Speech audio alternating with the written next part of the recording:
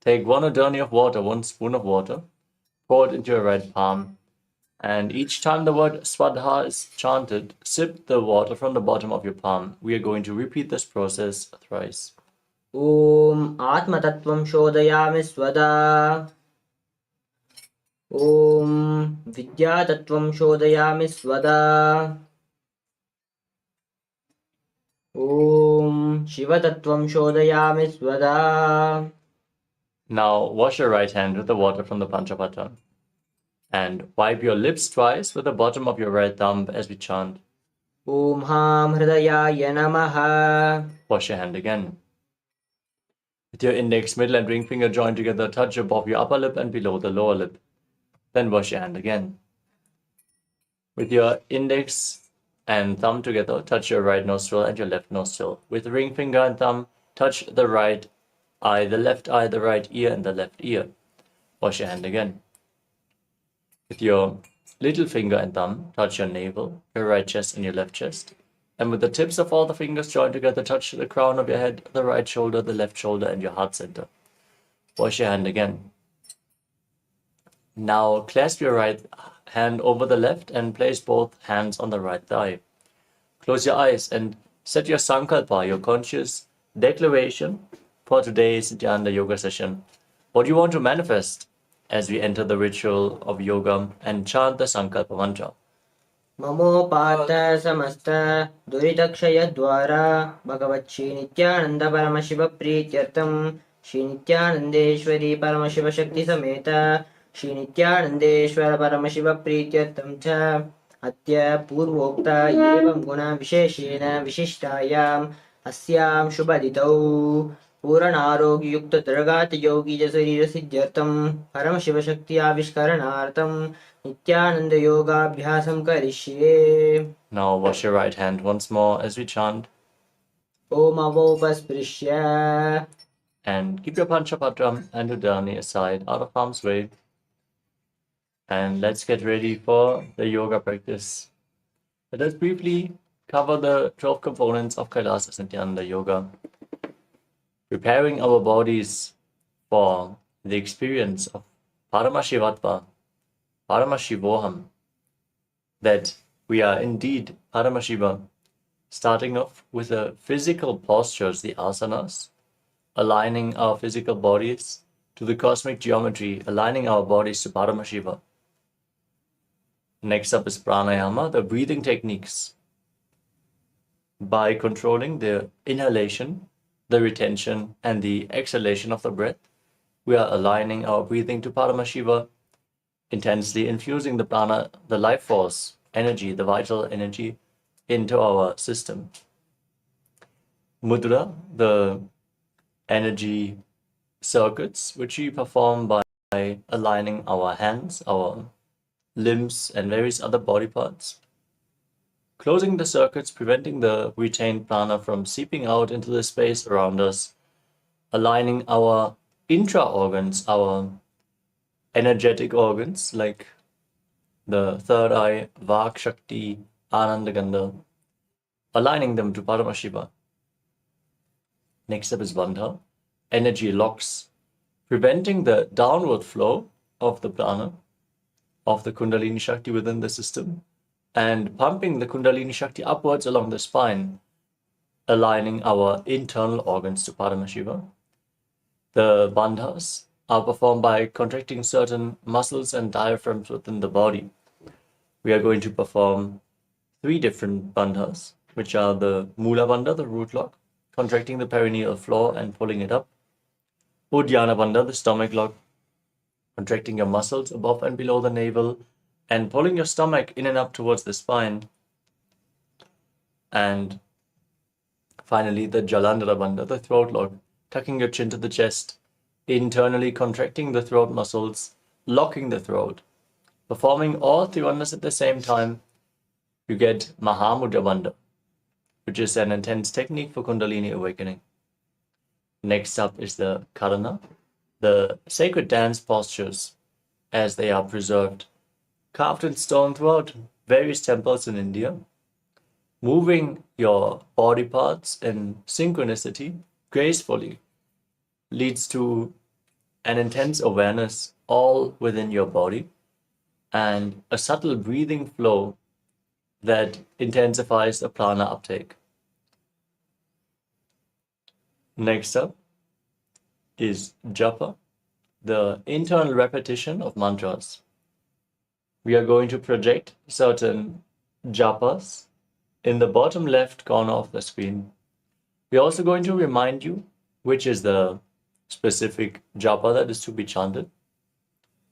Visualize that the japa is rotating around your throat in a circular way. This will cleanse your Vishuddhi chakra, your throat chakra, and manifest the power of speech, vak, as you align your speech to Paramashiva. Visualization. We are going to also project certain visualizations in the top right corner of the screen. As you hold the visualization throughout the asana practice, you are going to manifest the asanas more intensely and align your thinking to Paramashiva, manifesting Mano Shakti, the power of thinking. Our Acharya is going to chant the Sanskrit instructions for all the asanas, providing you with a high energy space, as the Sanskrit language has phonetic significance, and these are the words of Mahadeva himself. Next up is weightlifting.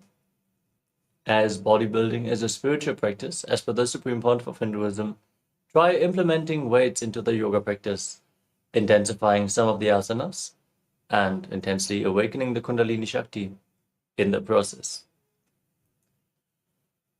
You can see in the background of our acharyas, we are projecting a mandala. This mandala is the Shri Yantra, which is a representation of all the gods and goddesses. Gazing at a yantra can intensely awaken the respective energies within your body, mirroring the macrocosmic energies into your microcosmos. So try to gaze at the Shri Yantra in the background as much as possible, intensely but gently, like you would gaze at a rose. Next up is Abharana, the Rudraksha jewelry. Rudraksha beads have the unique capacity of holding spiritual energy for longer than any other stone. So wear Rudraksha beads at any given time, especially during the yoga practice, and hold yourself in the high energy state. Finally, we have Aushadha, the sacred alchemy products. If you apply them on your skin, they infuse prana into your system through the skin. The alchemy products we recommend are vibhuti. All the male bodies are supposed to apply the vibhuti on 16 places over the body. Female bodies supposed to apply it on their forehead. Kumkum and Jnananjana, if you have it available, apply it on your third eye. And the sandalwood paste, just use some sandalwood powder, mix it with some water and apply it on your temples. If you have any other aushadhas from the Supreme Pontiff of Hinduism, you can also apply them for the yoga practice. With all these components, Kailasa's Nityananda Yoga is a sure shot for spiritual awakening. Let's now enter into the first asana of the sequence, which is Sukhasana. Sit in a comfortable cross-legged position. Place your hands on top of the knees in Bindu Mudra with index and thumbs together. Visualize Lord Shiva in your inner space. Breathe in Samana Kumbhaka. Inhale deeply into your stomach and hold your breath. Visualize a flame being kindled in your stomach region, rising up your spine. Engage all three bandhas, the root lock, the stomach lock, and the throat lock in Mahamudra Bandha, and internally repeat the japa Soham again and again. तत्सुखासनमित्युक्तम् अशक्तस्तत्समाचरेत् आसनं विजितं येन जितं तेन जगत्त्रयम्. Next up is Parvatasana. Now place your feet onto opposite thighs in Padmasana. Join your hands in Anjali Mudra and raise them up above your head. Keep your elbows straight, engage all three bandhas, and visualize yourself as Mount Kailash. अथ वक्ष्ये महादेव पर्वतासनमङ्गलं यत्कृत्वा स्थिररूपी स्यात् सच्चक्रादिविलोपनम्. Next up is Halipavasana. Now keep the soles of the feet together in front. Interlock your fingers behind your back and lean forward and down as you gaze to the tip of the nose. Place your forehead on the ground behind the heels and engage all three wonders, visualizing Swamiji. पूर्वविधियाहो मे जानो उभे भगतलि संपुटुटानो विष्णुपचेदो वो करल्यावो दक्षिण करसो पामुगहावो. Next up is Nagi Pavasana. With the soles of the feet together, now extend your arms out in front. Place them on the ground in front of the feet with the palms cupped and place your forehead on the ground behind the heels. Engage all three wonders, gaze to your nose and visualize yourself as a snake. पूर्वविधि पर्यागाने नीचौ ही कलूनि पनास्यौ लगाई हाथ आगाने धरती लगावे पसारी दो हाथ की अंजुलि करे. Next up is Kokilasana. Now hold on to the big toes in Prana Mudra with index and middle fingers while your thumbs are holding the ring and little fingers. Extend your legs forward and up. Then cross them into Padmasana and lean forward and down, placing your elbows on the ground. Engage your earthy bandhas and visualize yourself as a bird. अतान्यदासनं वक्ष्ये येन सिद्धो भवेन्नरः अकस्माद्वायुसञ्चारं कोकिलाख्यासनेन च. Next up is Nityasana. Now stack your knees and ankles and hold on to opposite elbows as you start rotating your arms in a circular motion. Gaze to the nose, engage all three wonders, visualize Swamiji in your inner space, and after some time, change the direction of the movement. घोड़ा बांबा पादकी आसमाहिली सोये दच चरण को बारिलोता परिकुल्प समोये.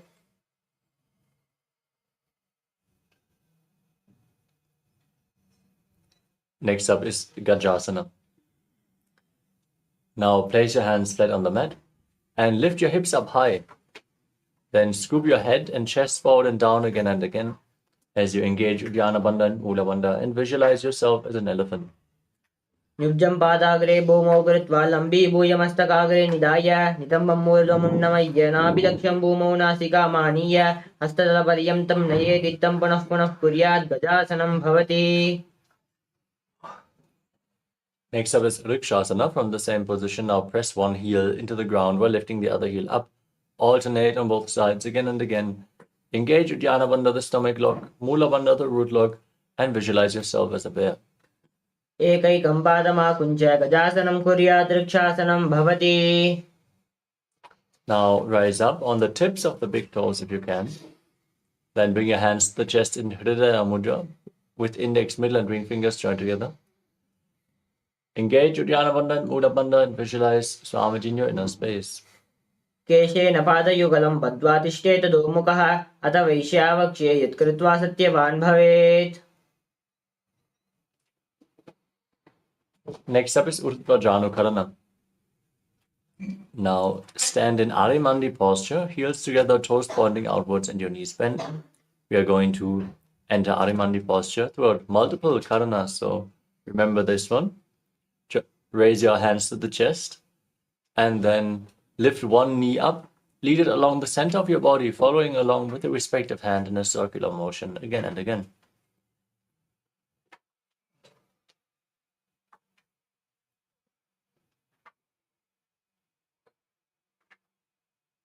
Next up is Balalingasana. Now interlock your fingers from the outside in Sarva Shankari Mudra. Pull one knee up towards your chest. Pull it close as you stand straight, engage all three bandhas and visualize yourself holding a baby. एकं जानु उरसियालिङ्गे स्थातव्यं बाललिङ्गनं भवति. Now bring the raised foot behind towards the perineum. Pull it close with both hands as you engage all three bandhas and visualize Swamiji in your inner space. स्थित्वैकस्मिन् पादतले कराभ्यां वेष्टयेतनुं पृष्ठे संस्थाप्य यत्नेन पादपीडनमासनम्.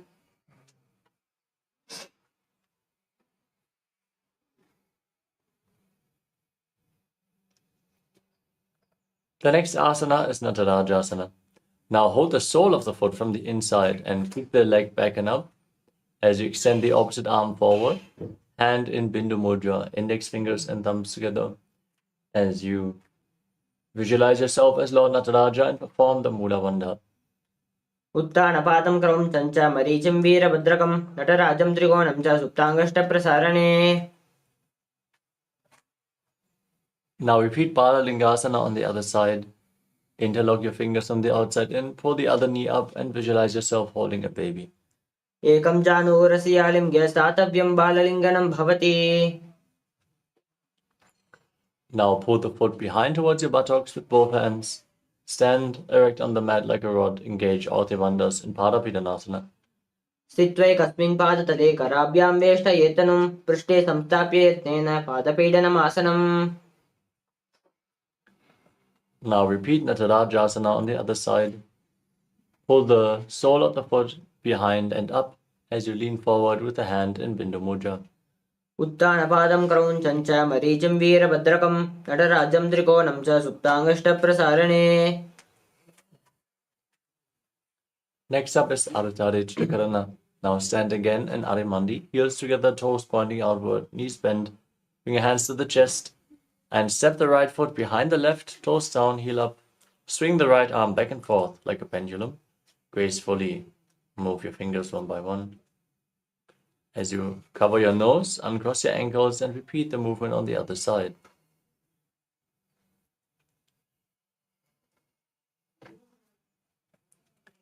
We move on to the skeleton dance. Now, visualize yourself as a skeleton and shake your body intensely. Hold the visualization of your bone structure and dance wildly.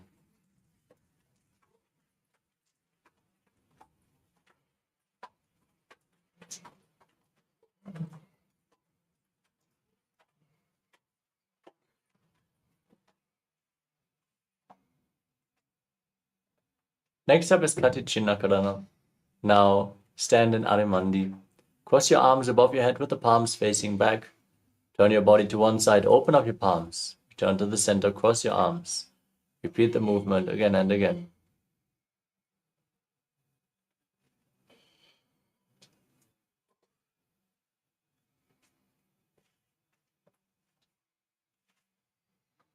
The next asana is Tadasana.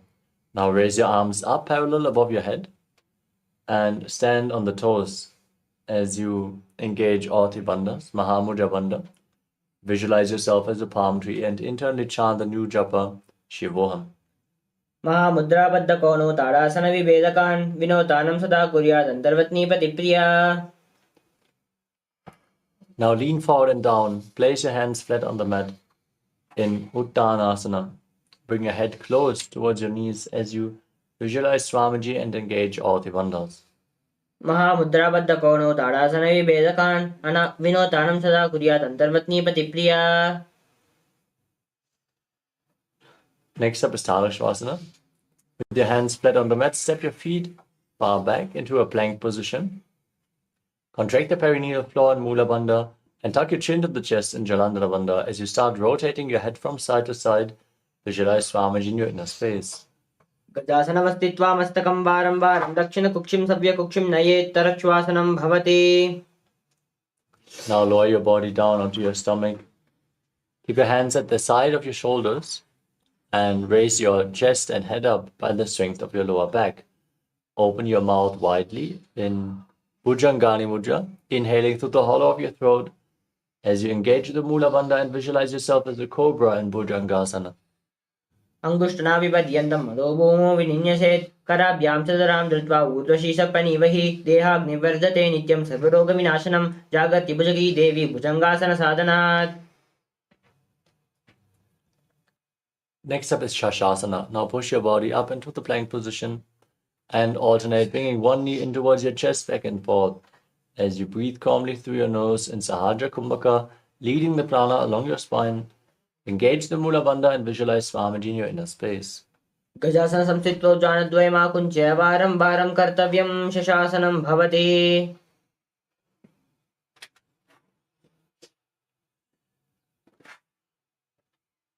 Next up is Rathasana. From the same position, now step one foot in between the two hands.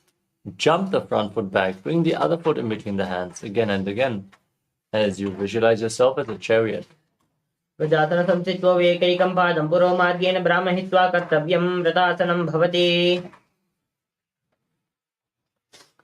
Now rise up. Keep 1 foot far back with the toes pointing to the side and bend the front knee at a 90-degree angle. Twist your hips so they are pointing forward. Engage Uddiyana Bandha and Mula Bandha and raise your arms up parallel above your head. Gaze up towards your third eye and visualize yourself as Lord Virabhadra in Virabhadrasana.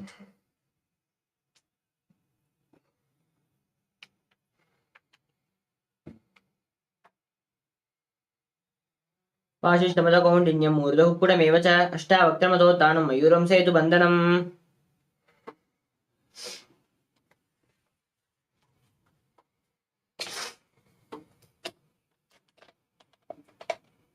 Now exchange the position of your feet and repeat Virabhadrasana on the other side. Raise your arms up, gaze upwards, visualize yourself as Lord Virabhadra.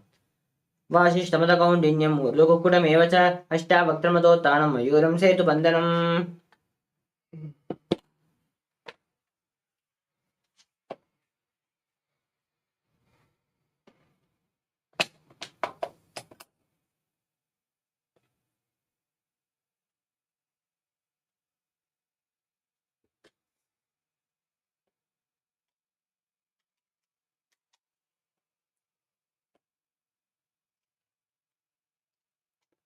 Next up is Vrikshasana.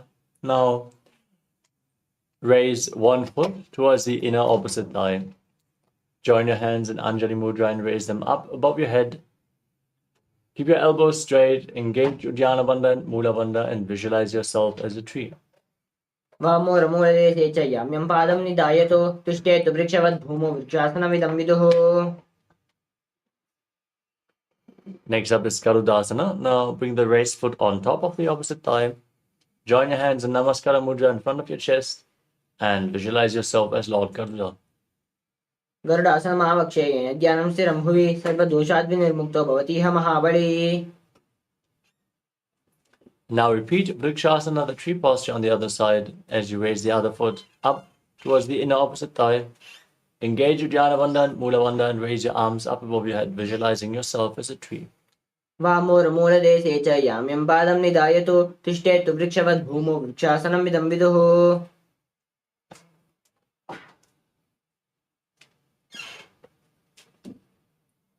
Now repeat Garudasana on the other side. Bring the raised foot on top of the opposite thigh. Join your hands in Namaskara Mudra and visualize yourself as Lord Garuda. गरुडासनमावक्षे येन ध्यानं स्थिरं भुवि सर्वदोषाद्विनिर्मुक्तो भवति इह महाबली. Next up is Trikonasana. Now step 1 foot forward and the other foot far back. Keep the back toes facing sideways. Extend your arms parallel to the ground. Lean forward and down. Bring one hand to the foot and the other hand up towards the sky. Gaze upwards and visualize yourself as a triangle. उत्तानपादं क्रौञ्चं च मरीचं वीरभद्रकं नटराजं त्रिकोणं च सुप्ताङ्गष्टप्रसारणे. Now rise up. Rotate your feet. Lean down towards the other side as you gaze up and visualize yourself as a triangle in Trikonasana on the other side. उत्तानपादं क्रौञ्चं च मरीचं वीरभद्रकं नटराजं त्रिकोणं च सुप्ताङ्गष्टप्रसारणे. Next up is Nikuttaka Karana. From Arimandi posture. Heels together, toes pointing outwards and your knees bent. Raise one heel off the ground and bring your palms in front of your chest.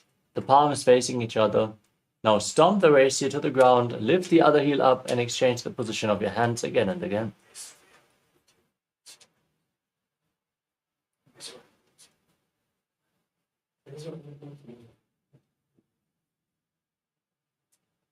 Next up is Angushtasana. Now lower your body down onto raised heels. Keep the knees off the mat and join together as you join your hands in Namaskara Mudra in front of your heart center. Visualize Swamiji in your inner space. Start buzzing like a bee on the inhalation and exhalation of Brahmari Kumbhaka and internally chant the new japa Sadashivoham in Angushtasana. कबन्धासनमित्याहुः गोरक्षासनमेव च अङ्गुष्ठमुष्टिकं ज्ञेयं ब्रह्मप्रासादितं तथा. Next up is Saurasana.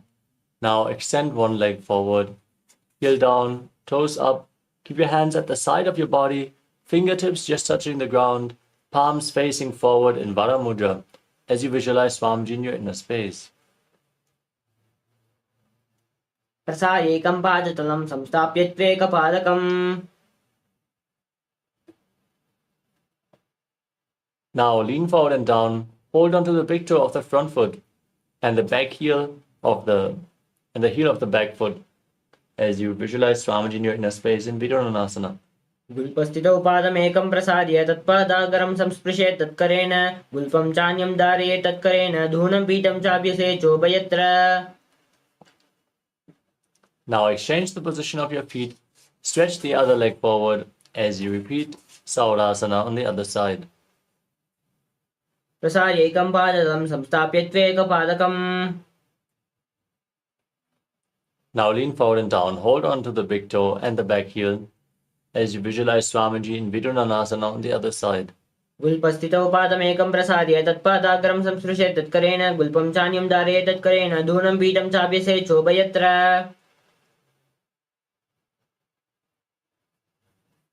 Next up is Brahmajrankushasana. Now step both your feet in, keep your knees off the ground and separated.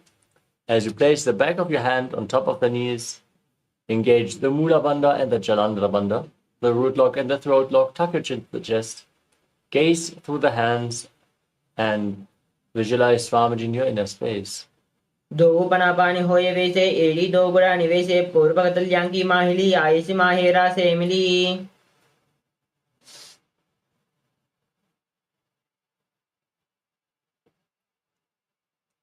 Next up is Kapilasana. Now place your knees on the ground. Keep the toes tucked. Sit on raised heels. Keep your hands on the knees as you gaze to your nose. Engage Uddiyana Bandha, the stomach lock, and Mula Bandha, the root lock, as you visualize yourself as Sage Kapila Muni in Kapilasana. उभय पगतली समत हरावे तिनको Mohili core मिलावे पनापानी हुकड़ होए वैसे एड़ी दो जो निवैसे.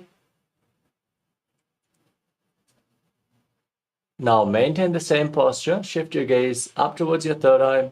The visualization to Swamiji in the Bandha, to the Mula Bandha in Bhadragurakasana. दो पगतली संपुट करे कोरुवारिली भू परिधरे कोरुवारिली राके ऐसे तापरि मूल द्वारिटी की बैसे.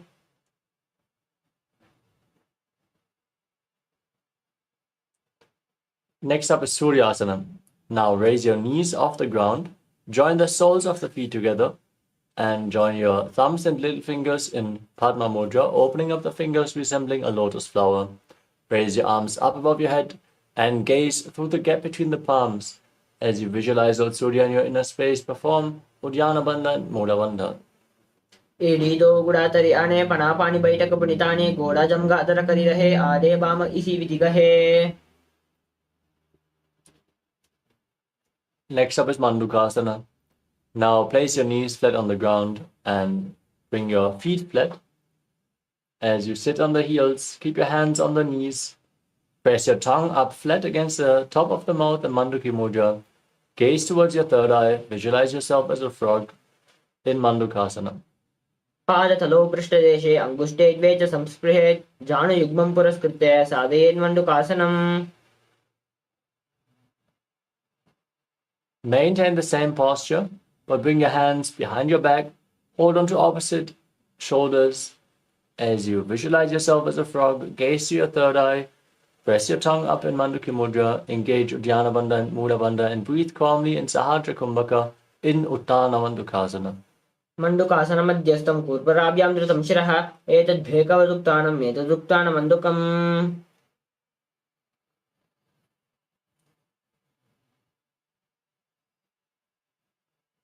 The next asana is Simhasana. Now cross your feet and sit on the heels. Keep your hands flat on your knees.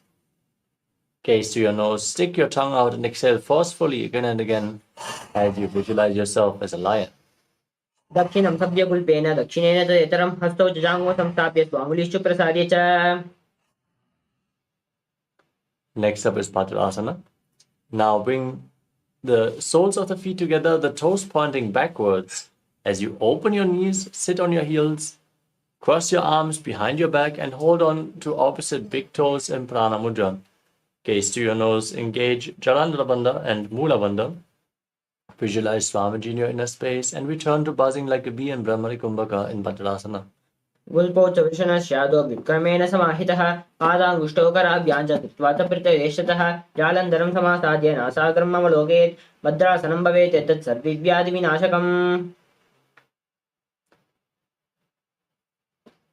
The next asana is Kakabhushandi asana. Now sit in a squatting posture with your feet flat. Separate your knees, bring your arms in and around the raised knees and interlock your fingers behind your back if you can. Reach for the other hand as you gaze to your nose. Visualize yourself as a crow and perform the Mula Bandha. प्रथमे वैसौ करजाने दो हाथपगं विचाने तिनुको मोडिनल्यावरिल्यावे विष्टुपचे काकसी करावे. Next up is Kanipavasana. Now place your hands flat on the ground, shoulder width apart. Bring your knees onto your arms towards your armpits. As you lean forward and down, lift your feet off the mat and balance on your arms as you visualize Swamiji in your inner space. आसन कौगुण आसी दुषदा होई तो आची औहि.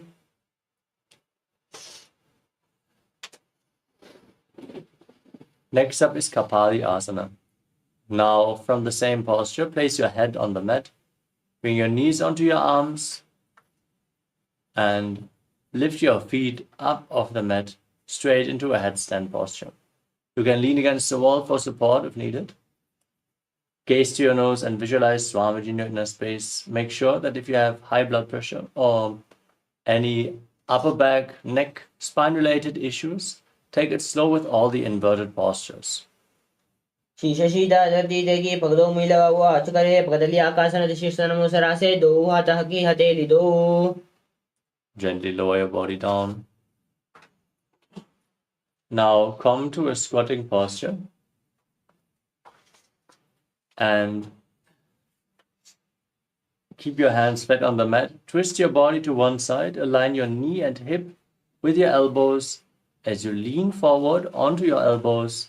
Extend your legs out to the side, gaze up to your third eye, visualize yourself as a peacock, and exhale deeply again and again in Rechaka Kumbhaka as you perform Parshvamayurasana. मयूरं दण्डवत् कुर्यान् मायूरं दण्डनामकं कुर्यान् मायूरं पार्श्वाभ्यां मायूरपार्श्वनामकम्.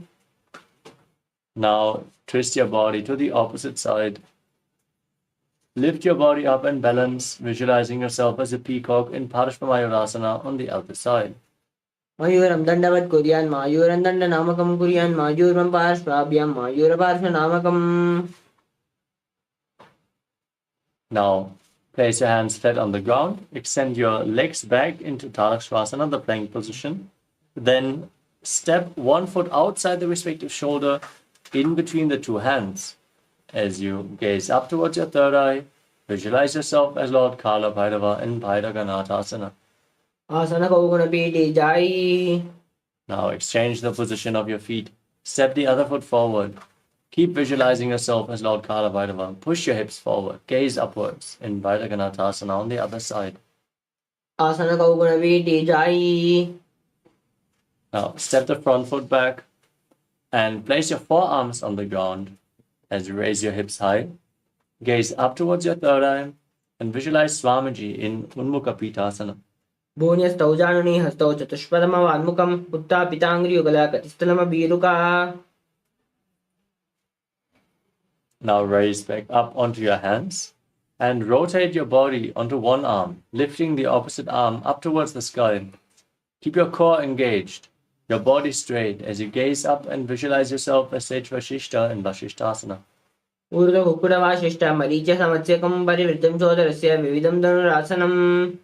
Now place the other hand on the mat. Rotate your body in the opposite direction. Gaze upwards as you lift your arm up. As you repeat Vashishtasana on the other side. ऊर्ध्वकुक्कुटवासिष्ठ मरीच्य समत्स्यकं परिवृतं चोदरस्य विविधं धनुरासनम्. Now come to a seated posture with your legs extended forward.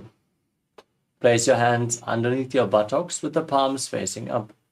Gaze to the tip of your nose. Visualize yourself as Lord Hanuman.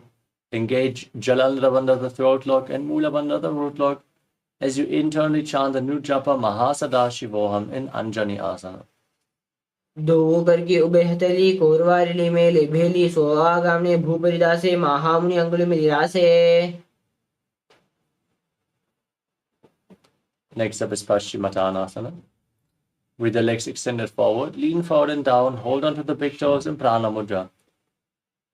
Engage all the bandhas and visualize Swamiji in your inner space. जानो बलिलाटं तो पश्चिमं दानमुच्यते येन केन प्रकारेण सुखं दार्यं च जायते.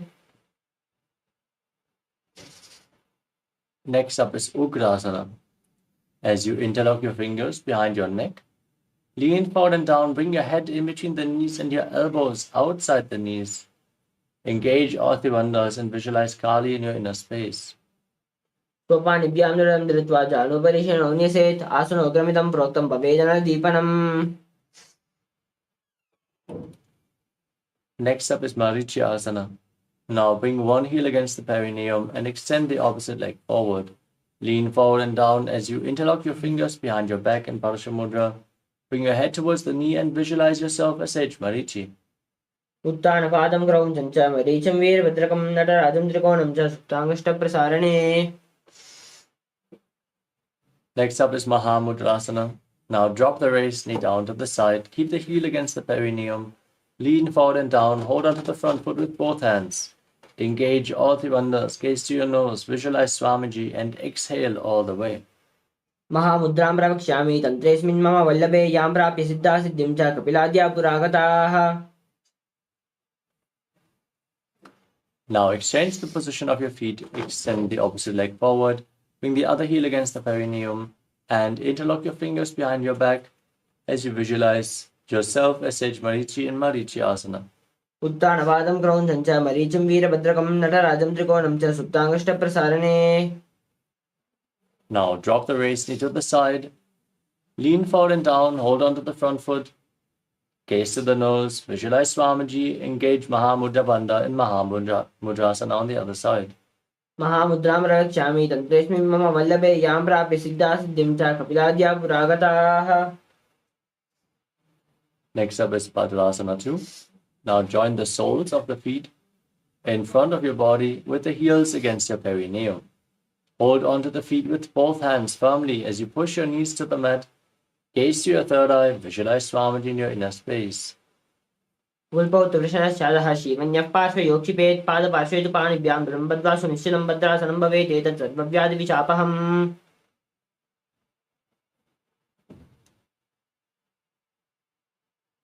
Next up is Galipavasana.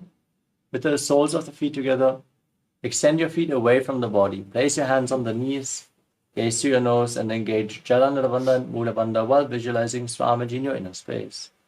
पूर्वचरपरचौककह्यो सोयि वाहे विदिजे सोयि यामे एडि भिन्नजुरासे अंगुलाट अंतरो रासे. Next up is Joni Asana. Visualize the Yoni Mandala, which is projected in the top right corner of the screen. As you bring the heels back closer to the perineum, hold your feet with your hands and lean forward and down. Place your chin on your feet as you gaze to your nose. दो पगदरी संपुट करे एडे mail केडिंग ददरे अर्धाहत को अंतरो रासे लिलाट पवटल्यामु पर दासे. Next up is Midaki Pavasana. Now extend your feet away from the body. Keep the heels together, toes apart. Extend your arms out and place your forehead on the ground behind your heels. Gaze to your nose as you visualize Swamiji in your inner space. पूर्व विधि परिपगदली संपुट सोले AD मिलिरासे ये जासु माहिली कानी अंगुल दो आतगिरी लिलाटी धरती लगावे. Next up is Siddha Samadhi Asana. Now bring your feet back in towards the perineum. Bring the toes together and the heels apart. Bring your arms underneath the shins with the palms facing up. Lean forward and down and place your face on the ground in front of the feet with your toes against the throat as you gaze to your nose and visualize Lord Surya in your inner space.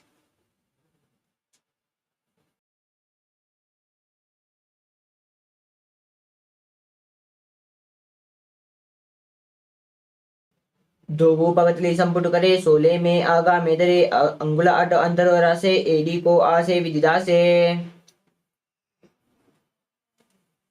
we move on to Chinaki Pavasana. Now bring the heels together in front of the perineum, toes apart, hold onto your feet and open them up like a book as you press your elbows down onto your thighs. Gaze to your nose and visualize Swamiji in your inner space. दो पग की एड़ी धरती मागवा में लगावे पगदली माहिली कौरे अंगुटा की सादी सुदिसो जोड़े. Next up is Charapada Chokasana. Now bring the soles of the feet together against your perineum. Place your hands on the respective knees and gently push them down. As you gaze to your third eye, visualize Swamiji and engage Uddiyana Bandha and Mula Bandha. दो पगदली संपुट दारे आगामने कार्य जारी पसारे गोड़ा भूषा लगाते रासे दो हाथ गोड़ा परिदासे. Next up is Bhairavasana. Now, bring the soles of the feet together and twist your feet so the toes are pointing down and your heels up. Keep your hands on top of the knees in Bindu Mudra. As you push the knees down to the ground, gaze up towards your third eye and engage Uddiyana Bandha and Mula Bandha as you visualize yourself as Lord Kala Bhairava in Bhairavasana. गुल्पो संपीड्य चान्योन्यं विक्रमेणोत्तम शनैः जाङ्गो पार्श्वात् गतौ हस्तौ दण्डवत् भैरवासनम्. Next up is Samanasana. Now bring one heel against the perineum and hold the other foot with both hands as you lift the sole of the foot against your chest.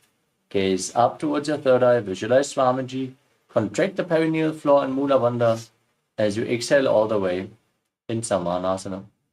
समानासनमावक्ष्ये सिद्धमन्त्रादि साधनात् एकपादमुरो दत्वा गुह्योनलिङ्गवक्त्रके एतद्वीरासनं नाथ समानासन सम्यकम्. Next up is Apanasana. Now lift the leg over top of your shoulder and then extend the opposite leg forward and up. Gaze up towards your third eye as you visualize Swamiji in your inner space. केवलं पादमेकं च स्कन्धे चारोप्य यत्नतः एकपादेन गगने तिष्ठेत दण्डवत् प्रभो अपानासनमेताति सर्वेषां पुरकाश्रयम्. Now repeat Samanasana on the other side. Lift the other foot against your chest. समानासनमावक्ष्ये सिद्धमन्त्रादि साधनात् एकपादमुरो दत्वा गुह्योनलिङ्गवक्त्रके एतद्वीरासनं नाथ समानासन सम्यकम्. Now repeat Apanasana on the other side. Lift the other leg over your shoulder, extending the opposite leg forward and up. केवलं पादमेकं च स्कन्धे चारोप्य यत्नतः एकपादेन गगने तिष्ठेत दण्डवत् प्रभो. Next up is Gomukhasana. Now stack your knees in front. Keep your heels outside the hips. Interlock your fingers, place them on the knees. As you gaze to the nose, visualize the face of a cow. Breathe in Siddhkari Kumbhaka. Press your tongue against the palate of your mouth without touching the teeth and hiss through your teeth as you inhale. Perform the Mula Bandha. Internally chant Om Nityanandoham in Gomukhasana.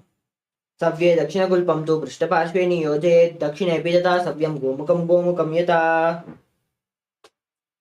Maintain the same posture. Interlock the fingers around the big toes in Prana Mudra. Engage Uddiyana Bandha and Mula Bandha as you gaze to your nose and visualize yourself as Rishika and Asuya in Anasuyasana. दक्षिण गोड़ो नीचो ताने वामो ताके ऊपर हाने गोड़ा समधि मिलावे बारी आड़ा पाड़ा कुंडी दे सब समधि सजा पसारी. Now interlock your fingers behind. Lean forward and down. Gaze to your nose as you bring the nose to the ground in Anasuyasana too. जीवन गोड़ा की संधि उपदिदावा गोड़ा की संधि मिदिरा से. Next up is Garudasana 2. Now, bring one heel against the perineum, the knee on the ground, as you place the other foot flat in front, with the knee raised against your chest. Keep your hands on the knees, gaze to your nose, and visualize yourself as Lord Garuda. धावो पागमोड़ी एड़ी महिला गुलपत मूल द्वार नीचे बेसे बीजी मणि पगतली धरती टेकी गोड़ो घूमो उबो रासे. From Garudasana 2, raise your perineum onto the heel, interlock your fingers around the neck, and twist your elbows outside the raised knee. Gaze up towards your third eye. Visualize yourself as Sage Narada in Naradasana.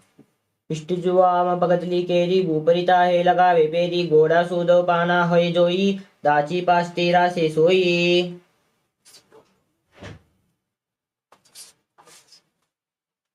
Next up is Matsya Pitakasana. Now place one foot onto the opposite thigh. Raise the opposite knee. Hold onto the big toe and the shin of the raised knee as you gaze to your nose and visualize Matsya, the fish avatar of Lord Vishnu. वामेन वामाङ्गुष्ठं तु गृहीतं मत्स्यपीठकं योनि वामेन सम्पीड्यामि द्रादुपरि दक्षिणम्. Now slide your knees over top again with the other knee over top this time. Repeat Gomukhasana, the cow-faced posture on the other side. सव्ये दक्षिणगुल्पं तु पृष्ठपार्श्वे नियोजयेत् दक्षिणेऽपि तथा सव्यं गोमुखं गोमुखं यथा. Now repeat Anasuyasana on the other side. Hold on to the big toes. Engage Uddiyana Bandha and Mula Bandha. दक्षिण गोडो नीचो टाने बामों ताके ऊपर आने गोड़ा समझी मिलावे बारी आड़ा पाड़ा बुंदी देशम समझी पसारी. Now interlock your fingers behind your back and lean forward and down as you repeat Anasuyasana too. जीवन गोड़ा की संधि ऊपरी दावा गोड़ा की संधि में निरासे. Now repeat Garudasana too. Bring the other heel against the perineum, the opposite knee raised against your chest as you visualize yourself as Lord Garuda. दावो पागमोड़ी एडी महिलो पुलपद्मूल द्वारे नीचेडे. Repeat Nardasana as you place a perineum on the heel. Interlock your fingers behind your neck and twist your elbows outside of the raised knee. पिष्टजुवाम भगतली केरी ऊपरी ताहे लगावे peri.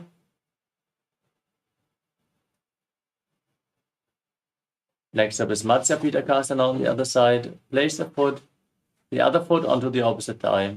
Hold onto the big toe and the shin as you gaze to your nose and visualize Matsya, the fish avatar of Lord Vishnu.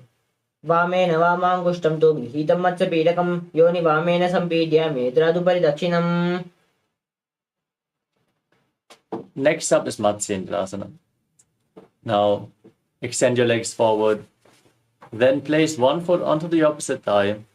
Raise the opposite knee and twist your elbow outside the raised knee, holding your neck with your raised hand and placing the other hand on the ground behind you. Gaze up towards your third eye as you visualize Sage Matsyendranath, the master of Hatha Yoga. उदरं पश्चिमाभासं कृत्वा तिष्ठति यत्नतः नम्रां ब्रह्मावपादं हि दक्षजानुपरिन्यसेत्. Next up is Kubhasana. Now extend the front arm down towards the foot, hold onto the big toe and Prana Mudra. As you place the other hand on the ground behind you, twist backwards. Hold your ear with the opposite hand. Gaze up towards your third eye and visualize yourself as a camel in Kubhasana. आसन कौगुण झोलो जाई. Now place the hand down to the ground behind you. As you gaze up towards your third eye and visualize Sechu and Sindranath, the master of Hatha Yoga. मत्स्येन्द्रपीठं जठरप्रदीप्तं प्रचण्डरुग्मण्डनखण्डनास्त्रम् अभ्यासतः kundalini प्रबोधं दण्डस्तत्त्वं हृदाति पुंसाम्. Now stretch both your legs forward and place the other foot onto the opposite thigh. Repeat Matsyendrasana on the other side. उदरं पश्चिमाभासं कृत्वा तिष्ठति यत्नतः नम्रां वामपादं हि दक्षजानुपरिन्यसेत्.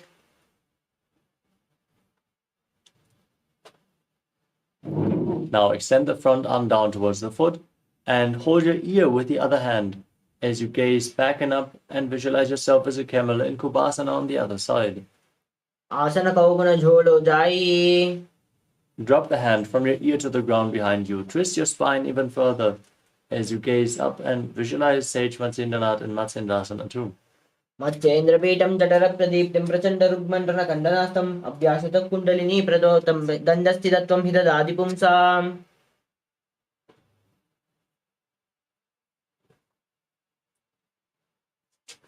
The next asana is Padmasana. Now place your feet on top of opposite thighs. Gaze to the tip of the nose. Visualize yourself as Lord Shiva as you press your tongue against the back of the teeth and hiss through the teeth as you inhale in Sitali Kumbhaka. Engage all the bandhas, Mahamudra Bandha, and internally chant the new japa Om Nityananda Mahasadaशिवोहम. आसनं द्वयं प्रोक्तं पद्मं वज्रासनं तथा ऊर्ध्वो परिचये दत्ते उभे पादतले यथा. Next up is Padmasana 2. Now cross your arms in front of your body and hold onto the big toes in Prana Mudra. Gaze to your nose as you visualize yourself as Goddess Parvati, the consort of Lord Shiva. Engage the Mula Bandha as you do so. उत्तानौ चरणौ कृत्वा ऊरुसंस्थौ ये प्रयत्नतः ऊरुमध्ये ततौ तानो पाणी कृत्वा तादृशौ. Next up is Kukkutasana. Maintain Padmasana. Bring your hands in between the legs and place your hands flat on the ground as you lift your entire body off the mat, balance on your arms and visualize yourself as a rooster. पद्मासनं सुसंस्थाप्य नानुर्वोरन्तरे करौ निवेश भूमौ वा तिष्ठेद्यो मध्यः कुक्कुटासनः. Next up is Baddha Kiki Asana. Now rise up onto the knees with your legs still in Padmasana.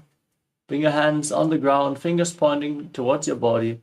Lean onto your elbows, bring them towards your navel as you lift your knees off the ground and visualize Swamiji in your inner space. धरामावश्यप्य करद्वयेन तत्कूपरि स्थापिनापि पार्श्वे उच्चासनदण्डविदत्ति कत्येमायूरपीठं प्रवदन्ति पीठम्. Now extend your legs back from a kneeling position. Place your navel onto your elbows. Lean forward until you find balance and then lift your legs up straight off the mat, visualizing yourself as a peacock in Mayurasana. अथ वक्षे महादेव मयूरासनमुत्तमं भूमौ निपात्य हस्तौ द्वौ भूत्परोपरि देहकम्. Now lay down flat on your stomach. Interlock your fingers around your neck as you place your forehead on the ground and place your feet on the ground so the toes are pointing outwards. Visualize yourself as a crocodile in Makarasana. अद्याशेते हृदयं निधाय भूमौ च पादौ च प्रसार्यमाणौ शिरश्च धृत्वा करदण्डयुग्मे देहाग्निकारं मकरासनं तत्. Next up is Shalabhasana. Now keep your hands next to the shoulders and raise your legs up off the mat. Engage your lower back. Visualize yourself as a locust.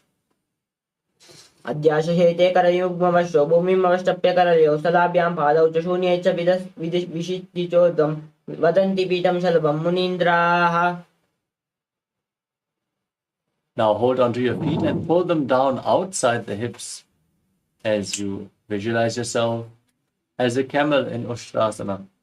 अद्याशेते पदयुग्मवस्तं पृष्ठे निधाव्यापि धृतं कराभ्याम् आकुञ्चयेत् संयुगुतश्चोर्ध्वं पश्चन्द्रपीठं योगिनो वदन्ति. Next up is Dhanurasana. Holding onto the feet, now kick the legs back and up and lift your head and chest. Gaze upwards towards your third eye as you visualize yourself as Pinaka, Lord Shiva's bow in Dhanurasana. प्रसार्य पादौ भुविदण्डरूपौ करौ च पृष्ठे धृतपादयुग्मं कृत्वा धनुस्तल्य विदर्थिताङ्गं निगद्य योगी धनुरासनं तत्.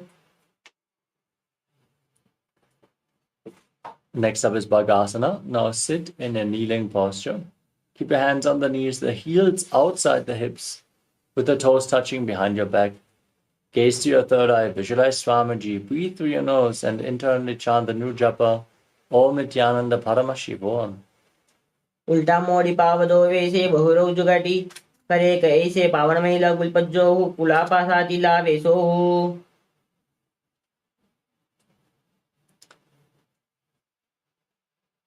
We move on to Gohi Asana, another inverted posture. So seek the support of a wall if needed. Now place your forearms on the ground in front of you, elbows shoulder width apart.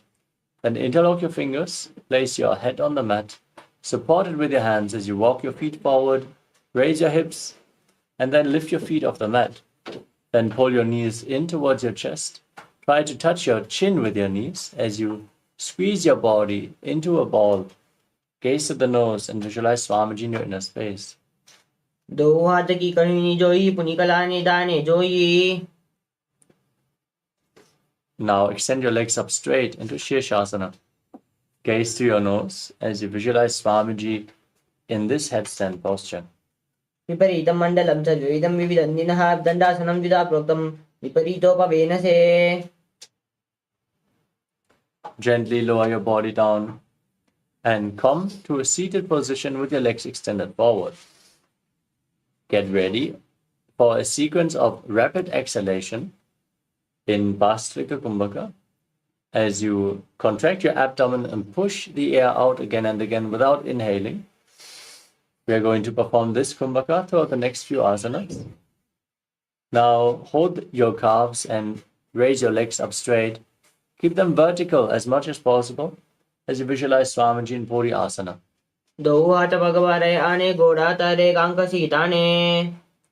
Next up is Parighasana. Now hold on to opposite shoulders behind your back. Keep your legs raised, gaze to your third eye, visualize yourself as a mace and breathe rapidly. Uttanam shayanam कृत्वा पादौ मिलित्वा प्रसार्य नितं बम्बूमो स्पृश्य हस्तदं कन्दरं कृत्वा तिष्ठेत् परिघासनं भवति.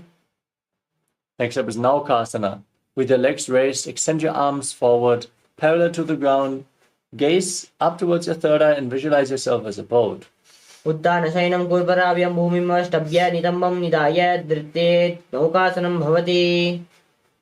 Next up is Rudrasana.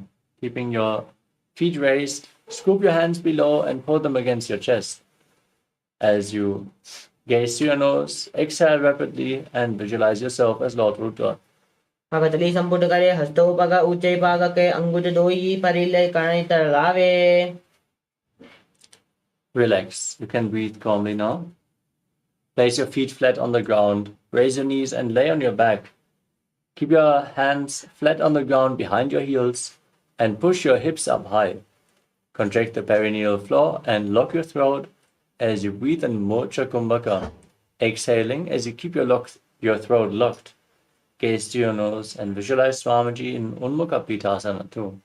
Urdve chajanuni kritva chabitvorvamukam tatha uttapya hastau tishthetu pita unmukha namake. Now lay down on the mat.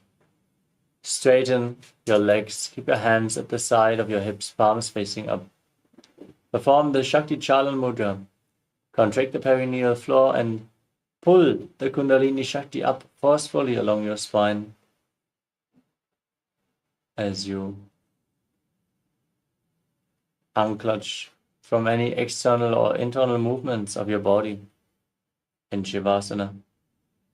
Visualize your body is dead and Swamiji, the Supreme Pontiff of Hinduism, is liberating you as you internally chant Om Nityananda Paramashivoham.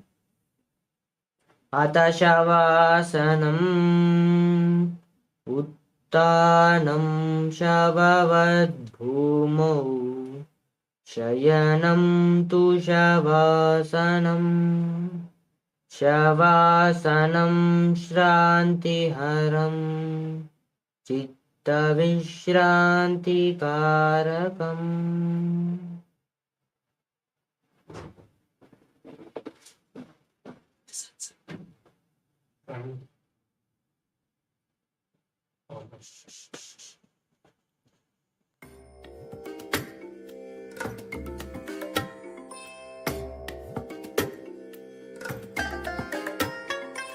I bless you all. Let you all open all your three eyes and manifest the powers of Mahasadashiva. Om Nityananda Paramashivoham. Om Nityananda Paramashivoham. Om Nityananda Paramashivoham. Om Nityananda Paramashivoham. Om Nityananda Paramashivoham. Om Nityananda Paramashivoham. Om Nityananda Paramashivoham. Om Nityananda Paramashivoham. Om Nityananda Paramashivoham. Om Nityananda Paramashivoham.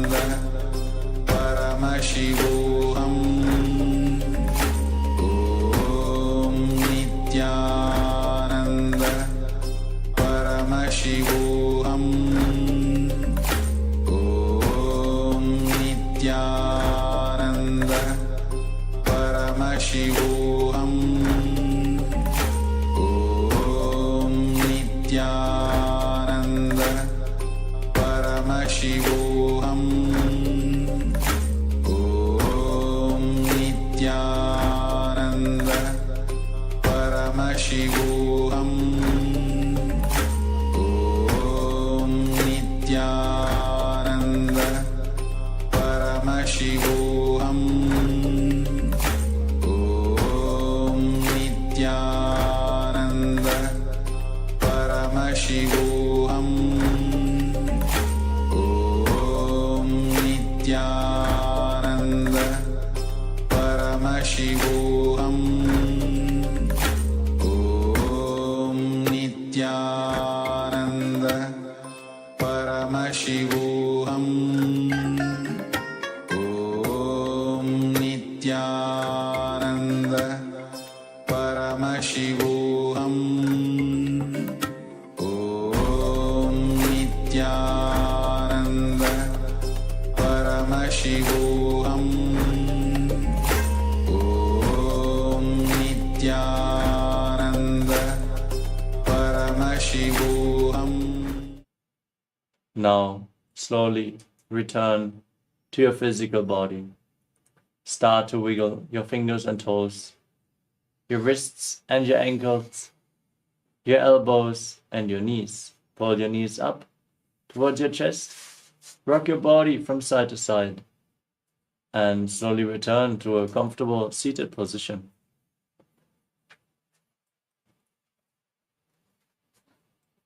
Congratulations, you completed the Pratama Vinyasa Krama 108 asana sequence. With this, we come to the conclusion of the yoga session for the Paramashivoham Level 1 participants. Thank you all so much for joining. The next Acharya is going to take over for the next session very soon. And let us now continue the Dvitiya Vinyasa Krama for the level 2 and 3 participants with the next asana of the sequence, Yathasana Ishtasana. Now sit in a posture that brings ease to your physical and mental space. Any comfortable posture is fine. Keep your hands on top of the knees in Bindu Mudra. Index fingers and thumbs together. As you visualize Swamiji in your inner space, breathe in Samana Kumbhaka.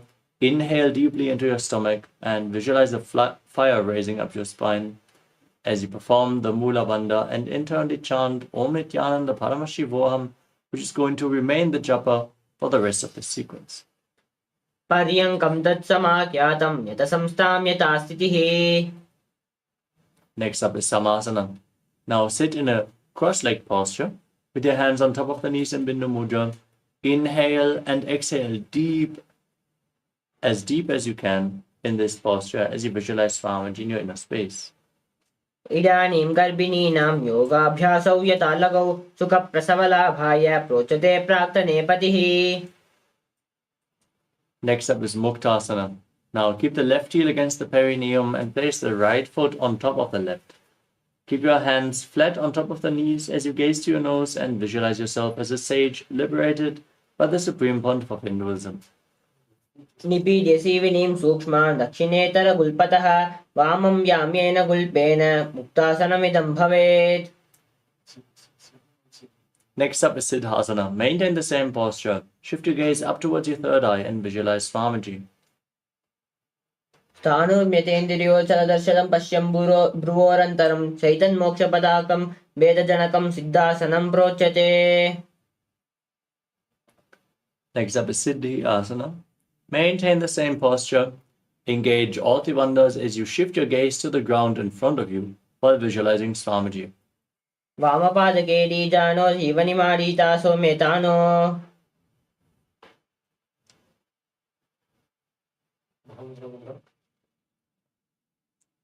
Next up is Uttarasana.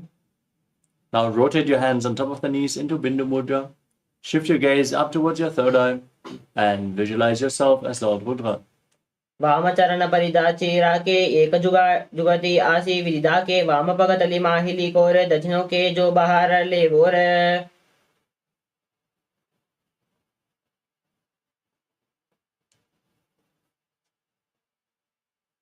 Next up is Santadunasana.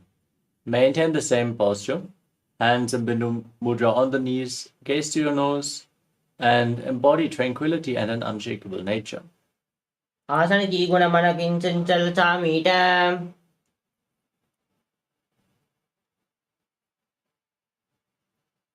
Next up is Siddhasana 2.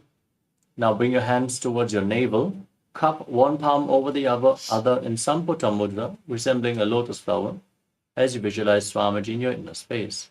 ऋजुकाय समासीनं सिद्धासनमुदीरितं पश्य भुवौ पादौ तो दूरुभङ्गस्तमदाररात्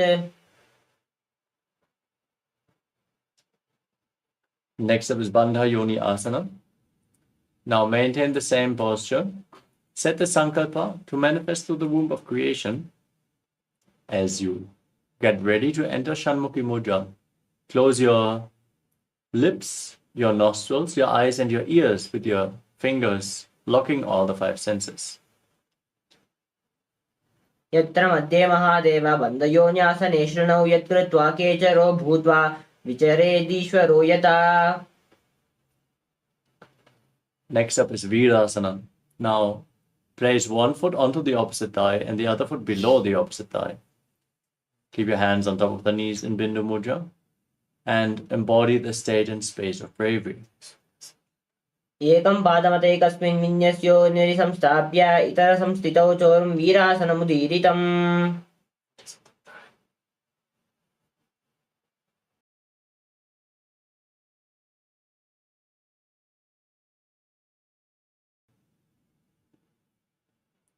The next asana is Valmikasana.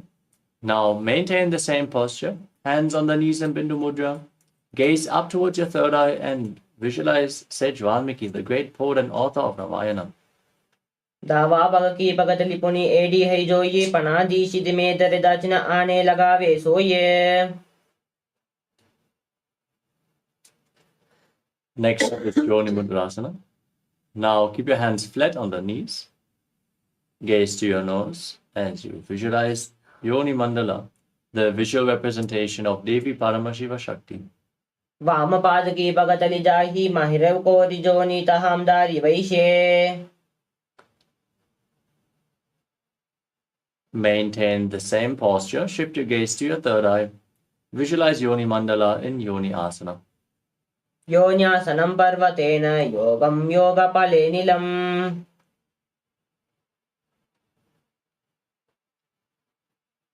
Next up is Badrasana 3. Now join the soles of your feet together in front of your body. Keep your heels close towards your perineum. Hold your feet firmly with both hands. As you press the knees to the ground, gaze to your nose and visualize yourself as Lord Virabhadra as you perform Uddiyana Bandha and Mula Bandha. गुल्पौ च वृषणस्यादः शिवन्यः पार्श्वयोक्षिपेत् सव्यगुल्पं तथा सव्ये दक्षगुल्पं तु दक्षिणे पार्श्वपादौ च पाणिभ्यां धनं बद्ध्वा सुनिश्चलम्.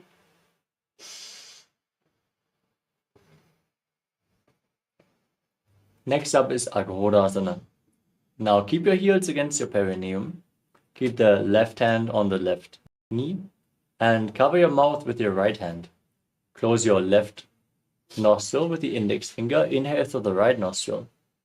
Then close both nostrils. Hold your breath. Then exhale through the left nostril. And inverse the breathing flow in Abhyanta Kumbhaka again and again. Press your tongue upwards in Kechari Mudra along the nasal tract if you can. Gaze up towards your third eye and visualize yourself as an Aghori. पूर्व कहो बिष्टिक जोई बादी विधि जोई कीजे सोई EB अंगुर मुख बहारी. Next up is Kanari Pavasana. Now keep the toes together and the heels apart. Lean forward and down. Place your elbows down on your heels. Rest your chin on your hands. As you gaze to your nose, engage Uddiyana Bandha, the stomach lock, and Mula Bandha, the root lock. As you exhale all the way in Rechaka Kumbhaka and visualize yourself as a female elephant drinking water. ग्वाली पावा आसन कह्यो ए जैसे Yahoo में जाने विदितै से.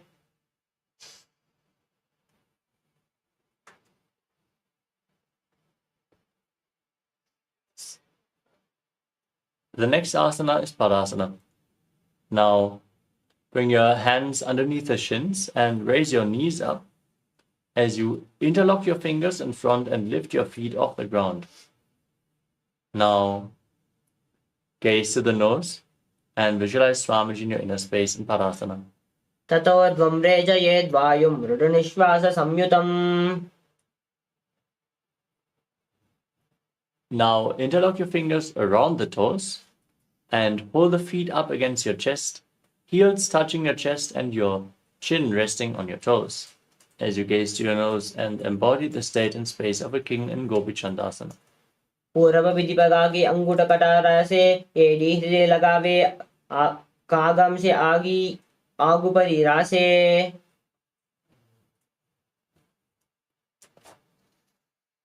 Next up is Udarasana. Now scoop your hands below the legs and hold on to the toes of the feet with interlocked fingers. Lift your feet against your chest. Rest your chin on your fingers as you gaze to your nose and visualize your body free from any defects.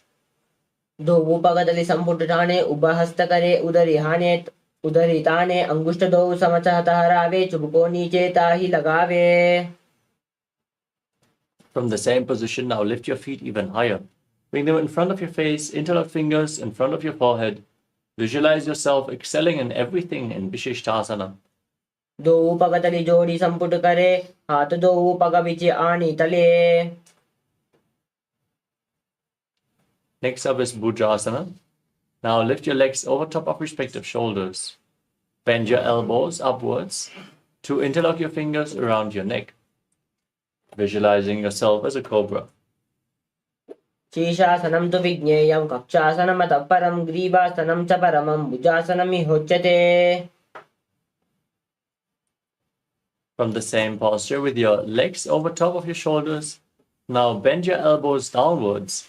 Interlock your fingers behind your back in Parasha Mudra as you gaze to your nose and visualize yourself as a beautiful, auspicious goddess in Kalyanasana. दो हाथ पगंबीचा आने तिनको गोड़ों नीचे ताने बहुरी पगाक्त्य बहरिल जावे पुनः युगाटी आसी तहरावे.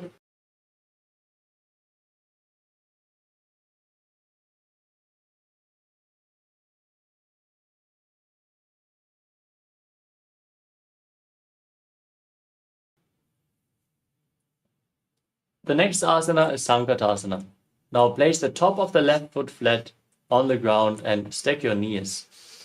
Bring the right heel outside the left hip as you keep your hands on opposite knees. Gaze in Vaishnavi Mudra without focusing on any external object. Visualize yourself as an elegant swan. As you breathe in Ujjayi Pranayama, make an ocean-like sound with your mouth in Sankatasana. वामपादं चितेर्मूलं संन्यस्य धरणीतले पाददण्डेन याम्येन वेष्टयेद्वामपादकं जानुयुग्मं करद्युग्मं मेतत्सङ्कटमासनम्. Next up is Dhenukasana. Now slide the left heel outside the hip. Sit on the ground. As you visualize a cow in your inner space, engage Udyana Bandha and Mula Bandha. अनुसागी नागर पंचतम विशीरिं दगल्यम्नि.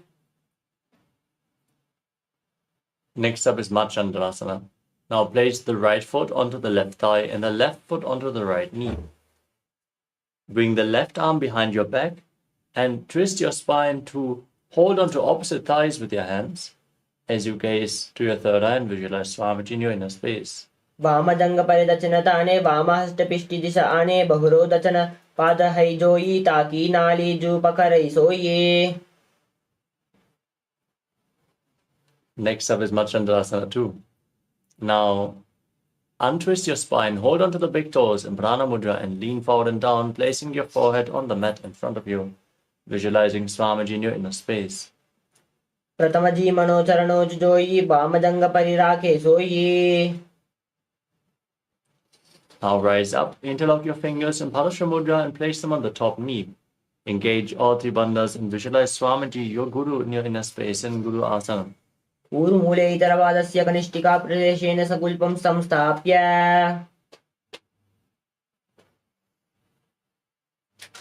Now repeat Sankatasana on the other side. Place the top of the right foot flat, stake the left knee over top, and hold on to opposite knees with your hands as you visualize yourself as an elegant swan. वामपादं चितेर्मूलं सन्न्यस्यधरणीतले पाददण्डेन याम्येन वेष्टयेद्वामपादकं जानुयुग्मं करयुग्मम् एतत् सङ्कटमासनम्. Now interlock your fingers on the top knee. Keep your heels outside the hip. Engage Uddiyana Bandha and Mula Bandha and visualize a cow in Dhenukasana. अनुसागीनागरं पञ्चदं विशीरिन्दवल्यम्नि.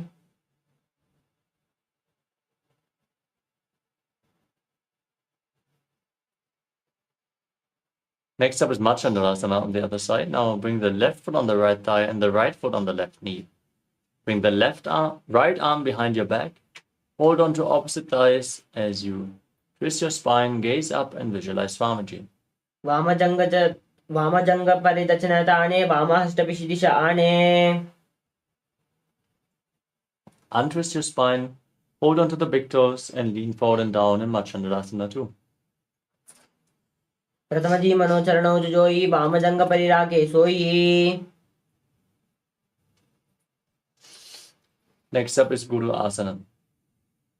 Now interlock your fingers, place them on the top knee and visualize Swamiji, your Guru, as you engage all three bandhas. ऊरुमूले इतरपादस्य कनिष्ठिकाप्रदेशेन कुल्पं संस्थाप्य.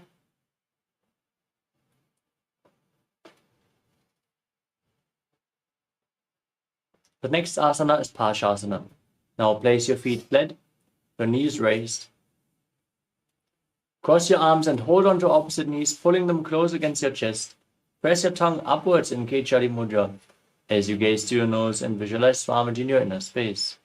पादतले भूमौ निधाय जाननी उरसि निधाय विपरीतहस्ताभ्यामूरुसहितजङ्घा निबाध्य तिष्ठेत् पाशासनं भवति. Next up is Bodha Shokasana. Now hold on to opposite wrists with your hands. Pull your knees close, place your chin on the knees, gaze to your nose, keep your tongue up and visualize being in an abode of bliss in Bodha Shokasana. दो पगतलिबु परिदेरे कोरुमारिली ऐसे करे कोरुमारिली उकड़ बेसे जंग चाटी अग्र निवेशे. Next up is Kura Katasana. Now bring your arms underneath the knees, hold on to opposite elbows. As you pull your knees close, press your tongue up, gaze to your nose and visualize Swamiji in your inner space. दो हाथ पग बाहर ल्यावे गोड़ा नीचे ले तरावे आमम सामम ऐसे करे आपास में को हनी पकड़े.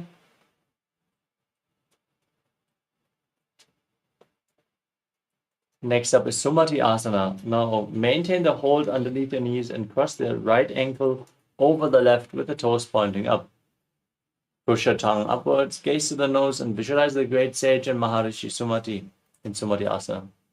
मूलद्वारि धरती परिताने दावा पग परिदा च पद आने दाई पगाती लोई आवे हाथ एका अमत हरावे. Next up is Dandasana. Now extend your legs forward. Keep your knees straight. Raise your arms up, vertical, and interlock your fingers with your wrists pointing outwards. As you keep the elbows straight, gaze to your nose, press your tongue up in Kechari Mudra, engage all the bandhas and visualize Swamiji in your inner space. इदानीं गर्भिणीनां योगाभ्यासौ यथालघौ सुखप्रसवलाभाय प्रोच्यते प्राक्तनेपति. Next up is Arambhasana. Now lean forward and down, hold on to the big toes in Prana Mudra. As you bring your head down towards the knees, breathe in Nadi Shodhana. Inhale through one nostril and exhale through the other alternatingly as you visualize Swamiji in your inner space. दो पग मिलावी पसारी पगा का अंगूठ पकड़ी लिलाट गोड़ लगावे. Next up is Bidokasana. Now separate your heels and raise your knees off the mat as you bring your hands underneath the shins, palms facing up. Hold on to the soles of your feet from the outside as you gaze to your third eye and visualize Swamiji in your inner space. प्रथम बैसी दो पावे पसारी काउचा उर्दो कुरडो दारे एदम्मादि आमतरे राके मुद्रा हाथ परान सुदाजे. Now keep your feet extended away from the body. Join the soles of the feet and bring your hands underneath the shins with the palms facing up, placing your face on your feet. Gaze to the nose and visualize Swamiji in Jalandhari Bhavasana. Dowu yedi maliki DJ hata pasari punijiba ke umupasanata dige buparidare.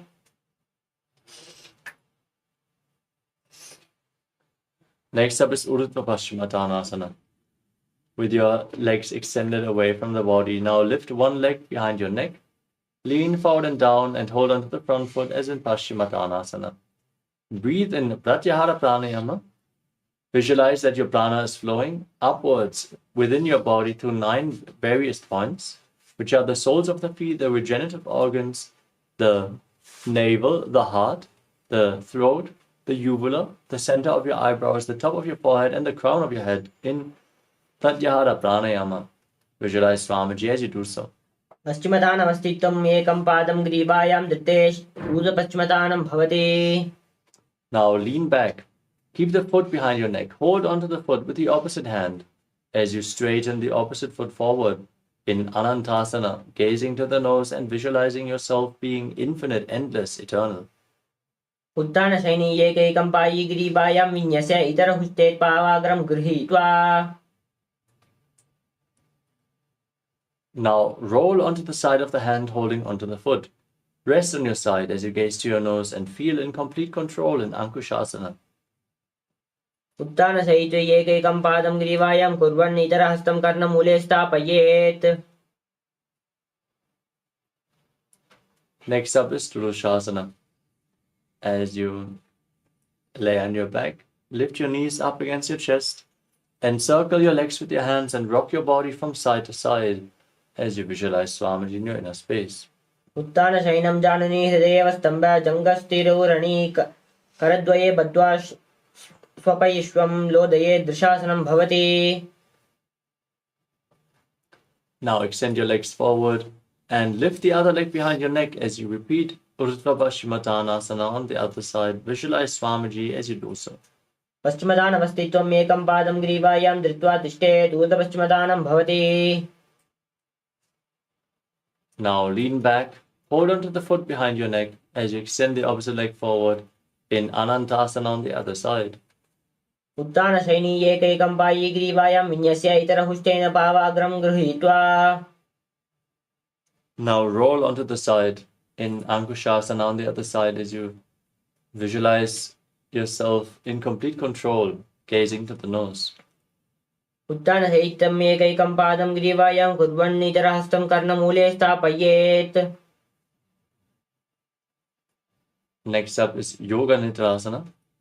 As you lay on your back, one by one lift your legs up behind your head. If you can't bring your legs behind your head, you can cross them in front of the body and pull them close towards your chest, opening up your hips. And once you are established in this posture, interlock your fingers behind your back as you gaze to your nose and visualize Swamiji in your inner space. Padabhyam veshayet kantam hastabhyam prachabandhanam tanmadhye shayanam kuryad yoga nidra sukapradam. Next up is Atma Ramasana. With your legs raised towards your shoulders, bring your arms underneath and interlock them behind your neck. As you gaze to your nose, visualize Lord Vishnu blessing you from within. Atma Ramasana pratama soda sove paga uche ane doi paga biche hate kare. Next up is Kochikasana. Now lay on your back and lift your knees up against your chest as you extend your arms out to the side. Keep the soles of the feet facing upwards. Gaze to your third eye and visualize Swamiji in your inner space. Do hata chida sa kare tinaso ubali sa pa kare. We move on to the Jatara Parivritti. This asana consists of 3 steps. Let us perform all 3 steps on one side and then on the other. First, enter a neutral posture. Keep your arms extended at the side, at the height of your shoulders, and pull your knees up against your chest. Throughout this whole asana, visualize Swamiji and perform the Mula Bandha. Now, drop one knee down to the side and extend the opposite leg down. Step 1. Then bend both knees to the side. Step 2. Extend both legs to the side, hold onto the feet and gaze in the opposite direction.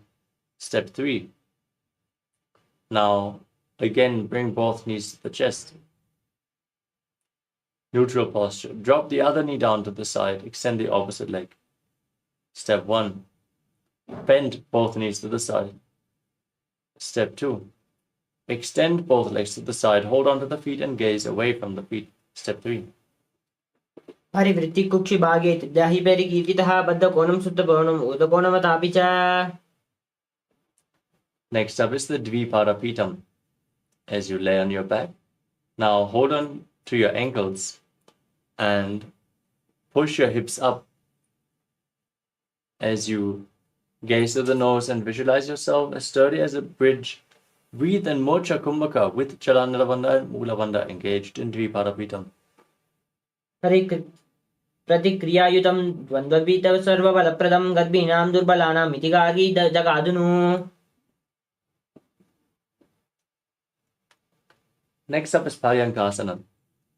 As you bring your hands over top of the shoulders, with the fingers pointing towards your feet, lift your entire body off the ground, push your hips up high, and visualize yourself as sturdy as stone furniture in Paryankasana as you calmly breathe through your nose in Sahadra Kumbhaka. उत्तानशयनं हस्ततलाभ्यां भूमिं वष्टभ्य पादतलाभ्यां भूमिं धृत्वा नाभिप्रदेशम् ऊर्ध्वं कुर्यात् पर्यङ्कासनं भवति. Next up is Shvottanasana. As you lay on your back, pull your knees up against your chest and place your hands on the respective shoulders, moving your hips in a circular motion, visualizing yourself as a dog playfully rolling around on its back. शवोच्चरीरं संस्थाप्य जानुनी सम्मील्य नाभोवामिन्या हस्ताभ्यां गन्धरं बद्ध्वा भामयेत् स्वोत्तानं भवति.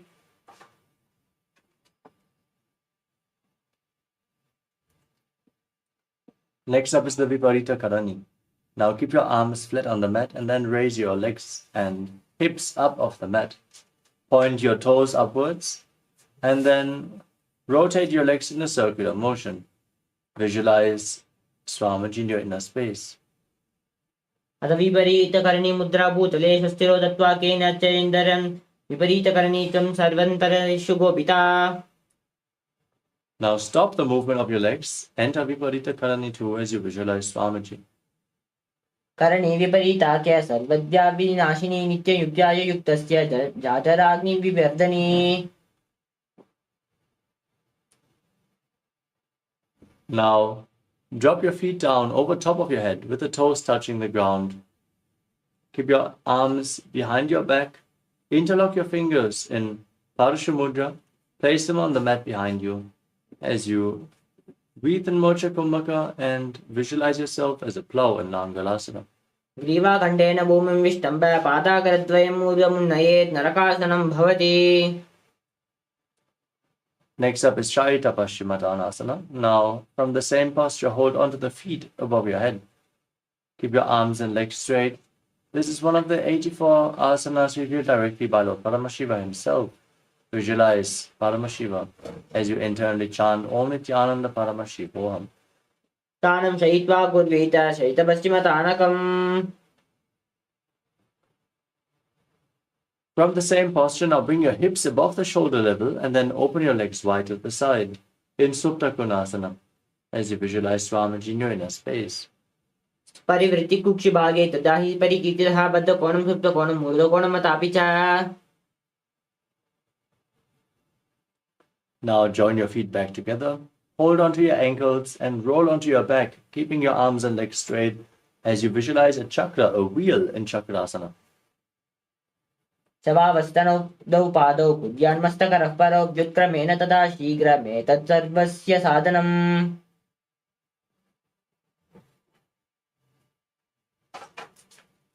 The next asana is Supta Prasarita Parangushtasana.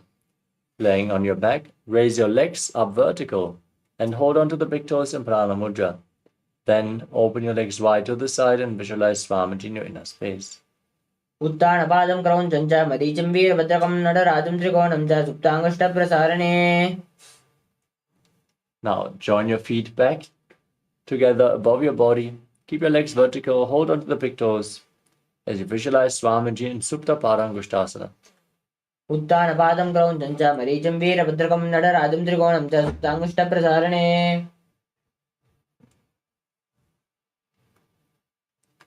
Next up is Matsyasana. Now, cross your legs into Padmasana from the same posture. And then lay flat on your back, bring your knees to the mat, raise your arms over your head and hold on to opposite elbows. As you gaze to your nose and visualize Matsya, the fish avatar of Lord Vishnu. मुक्तपद्मासनं कृत्वा उत्तानशयनं चरेत् कूर्पराभ्यां शिरो वेष्ट्या मत्स्यासनं रोगः.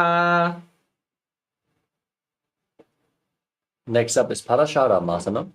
From the same position, now place the backside of the right hand onto the left palm, with the palms facing up above your head. Gaze to your nose and visualize Lord Rama in your inner space. प्रथमकरे पद्मासन आचे सूदो सोवे भूपरिपाचे घोड़ा आरो जंगे ये दे दो वो भूसो लगा टेरा से सोई. Next up is Sarvangasana. From the same posture, with your legs in Padmasana, raise your hips and legs up off the ground and support your lower back with your hands.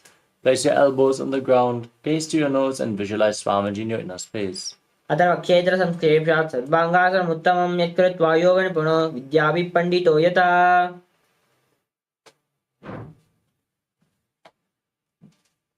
Next up is Vrishchikasana. Laying on your back, place one foot on top of the opposite thigh and pull the opposite knee against your chest. Extend your arms up above your head, hook your fingers forward, raise your head and tuck your chin to the chest as you gaze to your third eye and visualize yourself as a scorpion. Now exchange the position of your feet as you repeat Vrishchikasana on the other side.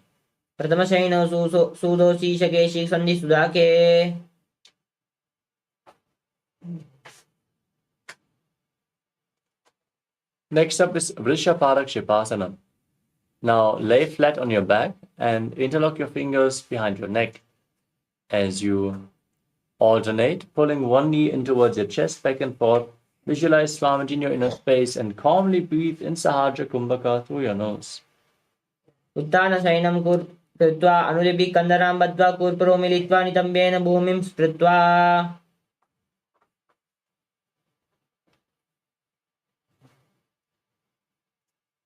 Next up is Maruttanasana. As you lay flat with your hands next to your hips, palms facing down, lift your knees against your respective ears. Touch your ears with your knees again and again as you visualize Swamiji in your inner space. स्वोत्तानवस्थित्वं कृत्वा जानुद्वयं पर्यन्येन कर्णयोः संस्पृशेत् मारोत्तानं भवति.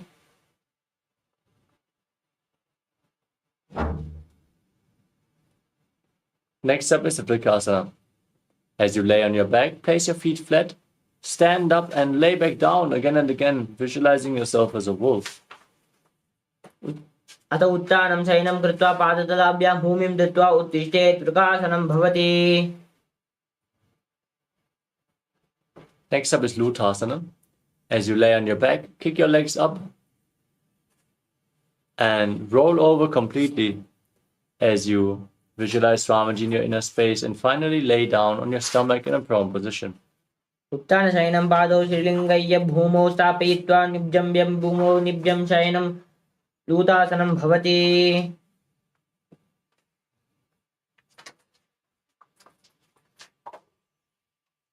Now lay on your stomach with your hands next to the shoulders. Contract your lips, make a whistling sound like a flute on your inhalation as you visualize yourself as a chariot carrying warriors into a battle for Dharma on your chariot back in Sarathasana. निब्जशयनं कृत्वा नाभिं भूमौ निधाय तिष्ठेत् शरतासनं भवति.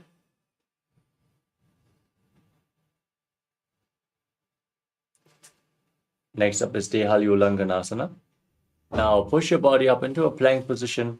Jump your feet in between the hands back and forth as you visualize yourself transcend body and mind in Dehalyulanganasana.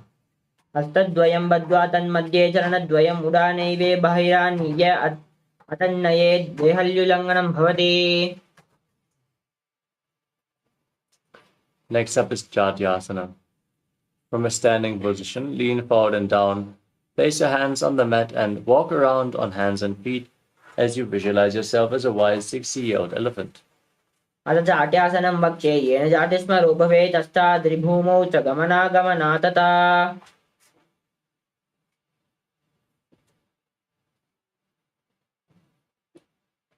Next up is Lolitika Karana. Now stand in Adimandi posture, heels together, toes pointing outwards and knees bent. Raise your elbows to the shoulder level and rotate your arms around your body as you tilt your chest back and move your head in all directions.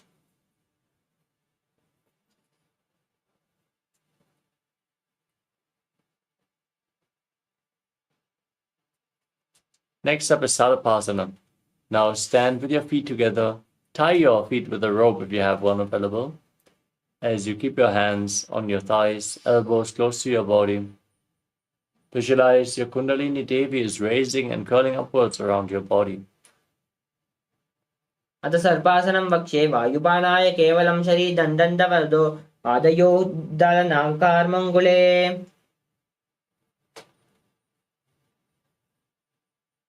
Next up is Ushtrasaranasana. Now lean forward and down. Hold onto the toes with your fingers as you clench your hands into fists and walk around on the mat, visualizing yourself as a camel. मुष्टिकनिष्ठिका प्रदेशेन भूमौ निधाय उपरिपादतले संस्थाप्य अश्वात् शरीरं चालनीयम् अश्वासनं भवति. Now from the same position, leaning forward and down, holding onto the toes. This time, hold onto the toes from the side. Keep your hands in a fist and walk around on the mat, visualizing yourself as a horse. मुष्टिकनिष्ठिका प्रदेशेन भूमौ निधाय उपरिपादतले संस्थाप्य अश्वात् शरीरं चालनीयम् अश्वासनं भवति.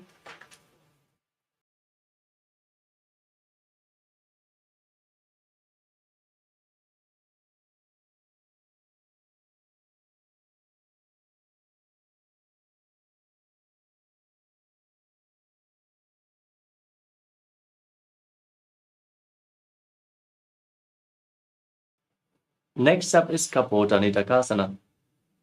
Now, keep your feet together and lean backwards, interlocking your fingers behind your back in Parasha Mudra. Open up your chest, tilt your head back, and visualize yourself as a soaring bird diving. पादतले भूमौ निधाय पृष्ठभागेन हस्तौ जङ्घपर्यन्तं नीत्वा कपोटनिटकं भवति.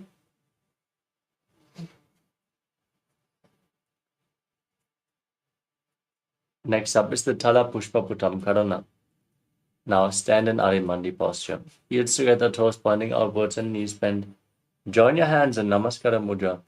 Bow down to one side, open up your palms, raise the respective heel, and repeat the movement again and again as you visualize yourself holding a bouquet of flowers and offering it to Paramashiva.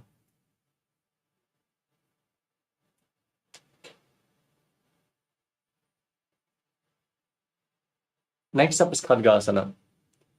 As you visualize yourself as a rhinoceros and gaze to your nose, lay down on your stomach, then jump your feet towards your hand and stand. Join your hands in Namaskara Mudra, resembling the horn of the rhinoceros. युज्यशरतमासनं कृत्वा पादतलभ्योः भूमिमष्टभ्य उत्तिष्ठेत् कड़ुगासनं भवति. Next up is the Uttanottanam. Now sit down on the mat or as low as you can, again and again as you raise up, gaze to your nose and visualize Swamiji in your inner space. पुनः पुनः उत्थातव्यम् आसीतव्यम् इति उत्थानोत्तमं भवति. Next up is Musalasana. Now raise your arms up above your head and jump repeatedly, visualizing yourself as a mace. सर्वं स्थित्वा ऊर्ध्वं बाहुं नयेत् वारं वारम् उद्दानं कृत्वा नयेत् मुसलासनं भवति.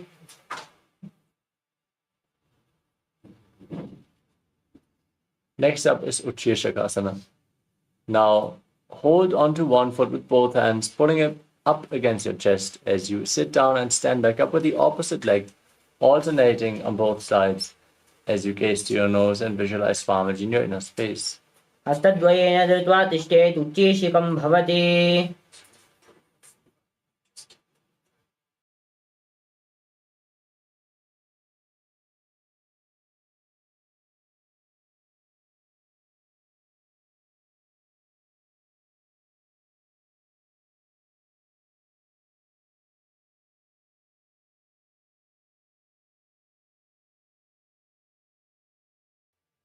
Next up is Parshvajanukarana. Now keep the toes of one foot pointing outward as you raise the opposite knee up against your chest. Encircle the leg with your arm and keep the hand in a fist as you place the other hand on the respective inner thigh, fingers pointing inwards.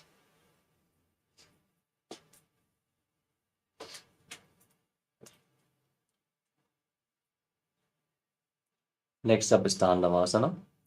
Now, hold on to weights if you want to intensify this asana. Visualize yourself fiercely dancing as Lord Shiva as you extend your arms, one leg forward, sit down and stand back up. एकेन पादेन सातव्यं ताण्डवासनं भवति. Next up is Brahmanasana. Now raise the left foot to the inner opposite thigh. Keep your hands relaxed by the side. Visualize Lord Brahma blessing you from within. ब्राह्मणासनमावक्षेत् कृत्वा ब्राह्मणो भवेत् एकपादमुरौ दत्वा तिष्ठेत् दण्डकृतिर्भुवि.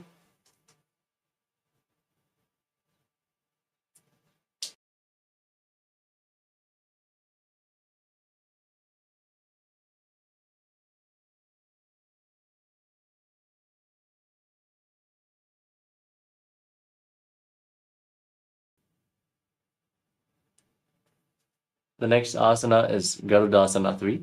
Now bring the left foot over and around the right knee. Tuck the left toes behind the right calf.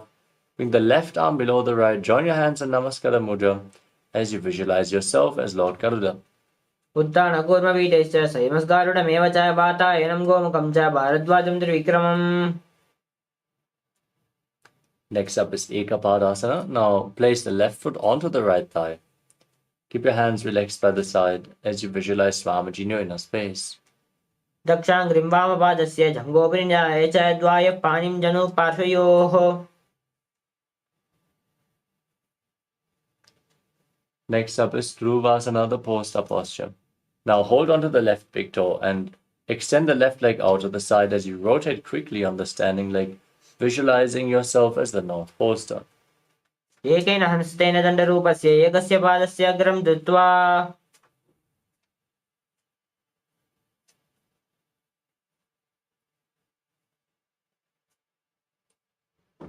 The next asana is Trivikramasana. Now lift one leg behind your neck, stand tall on the mat, and then sit down and stand back up, visualizing Lord Vishnu blessing you from within. ग्रीवायां पादं संस्थाप्य सातव्यम् उत्थातव्यं त्रिविक्रमासनं भवति.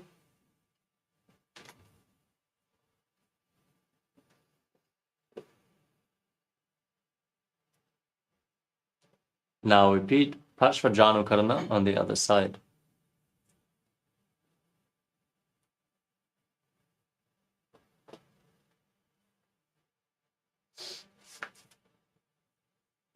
Next, repeat Tandavasana. Visualize yourself fiercely dancing as Lord Shiva as you sit down and stand back up on one leg.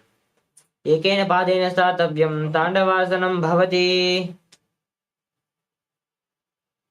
Now repeat Brahmanasana. Raise the right foot into the left thigh. Keep the hands by the side. Visualize Lord Brahma blessing you from within. ब्राह्मणासनमावक्ष्ये यत् कृत्वा ब्राह्मणो भवेत् एकपादमुरौ दत्वा तिष्ठेत् दण्डाकृतिर्भुवि. Next up is Garudasana 3 on the other side. Now bring the right foot over and around the left knee. Tuck the toes behind. Bring the right arm below the left. Join your hands in Namaskara Mudra and visualize yourself as Lord Garuda. उत्थानकूर्मपीठैश्च संयमस्गारुडमेव च वातायनं गोमुखं च भारद्वाजं त्रिविक्रमम्. Next up is Ekapadasana.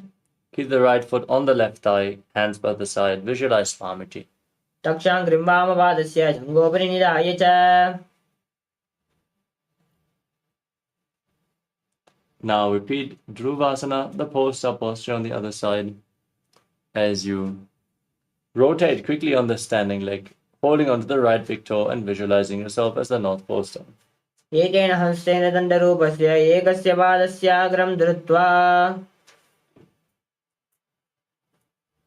Now repeat Trivikramasana, the 3 steps of Lord Vishnu on the other side as you stand tall, sit down and stand back up.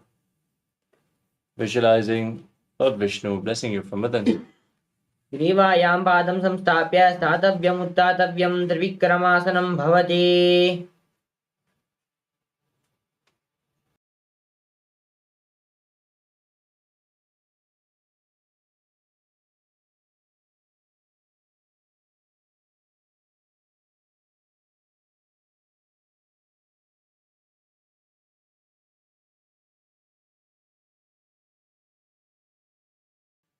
Next up is Samanaka Karana.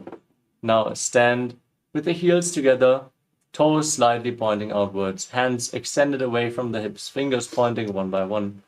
In this neutral posture, relax from this intense sequence of asanas. As we all get ready for the final 100 asanas of the sequence.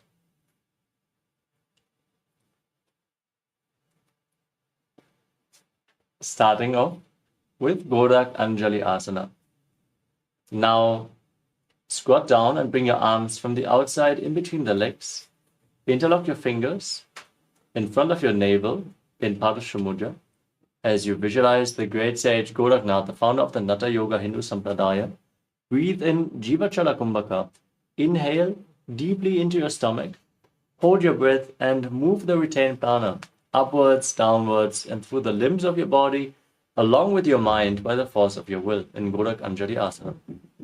प्रथम ही उबो होई बहुरी नीचे पुनि होवे दो कर दो जंगमिदी नीके विधि पहुँचे. Next up is Kanchi Asana. Now squat down all the way and interlock your fingers behind your lower back. Visualize Swamiji as you do so. ऊर्ध्वमध्याधस्थो निवेश्य नितम्बं धृत्वा पादतलाभ्यां भूमिं वष्टभ्य तिष्ठेत् काञ्चासनं भवति.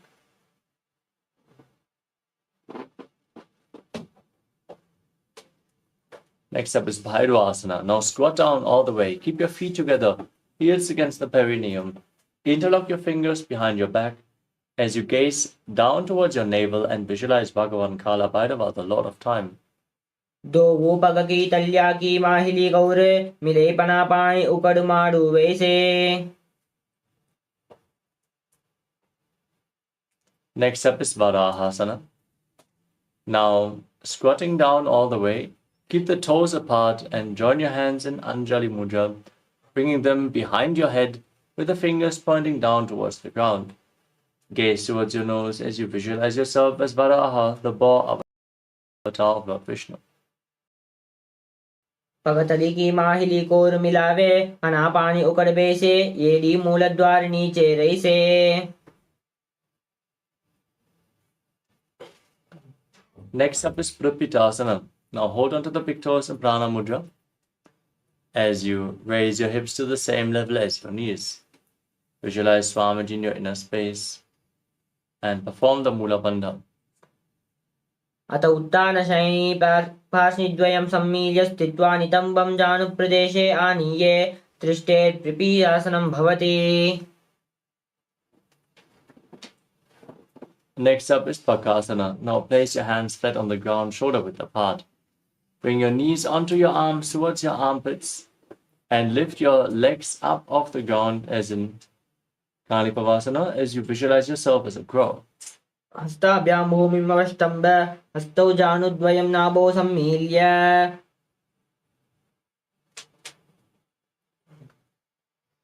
The next asana is Sushtanga Kapali Asana.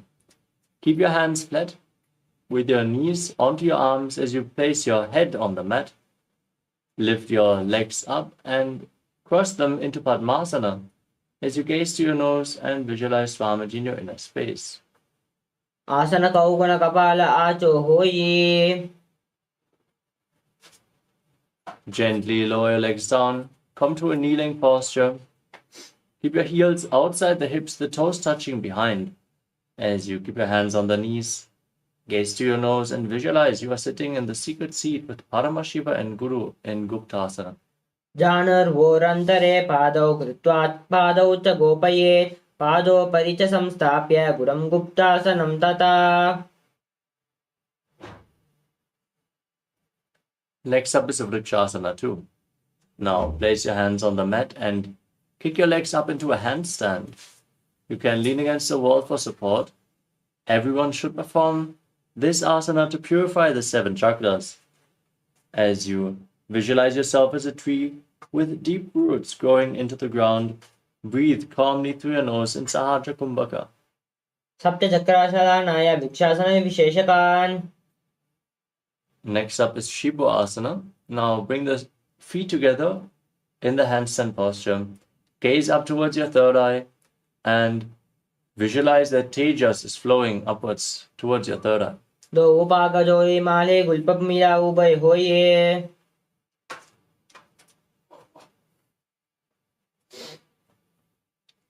Now place your hands flat on the ground, shoulder width apart. Step your feet back into a plank position.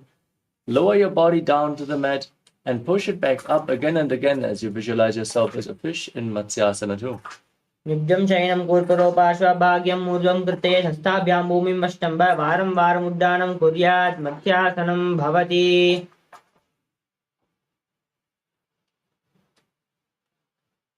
Now lower your body down onto your stomach. Keep the toes pointing back, hands on the hips, and lift your chest from left to right as you visualize and move your body like a snake in Sarvapasana 2. निब्जं शयनं कृत्वा हस्तौ नितम्बं संस्थाप्य पादौ दिगीकृत्य सम्मील्य उरसगन्तव्यं सर्पासनं भवति. Next up is Niralambanasana. Place your elbows on the ground and bring your hands in Padma Mudra, the lotus mudra. As you rest your chin on your hands, point the toes back, and feel self-supported and completely independent.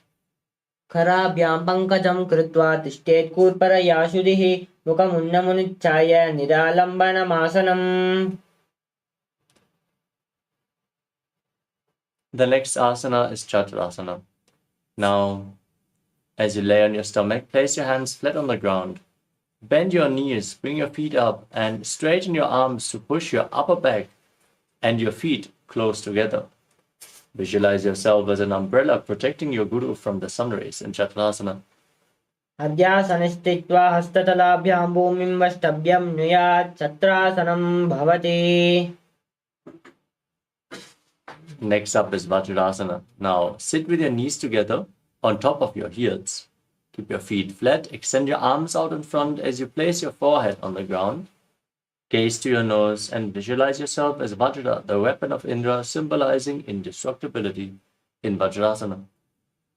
इदानीं गर्भिणीनां योगाभ्यासौ यतालगौ सुखप्रसवलाभाय प्रोच्यते प्राक्तनेपथि दण्डपद्मासनासनाय वज्रासनविभेदकान्. Next up is Meshasana. With your hands flat on the ground, push your hips up into Gajasana position and alternate striking the ground with your hands as you visualize yourself as powerful as a ram. गजासन संस्थित्वौ एकैकं बाहुं उद्दातयेत् मेषासनं भवति.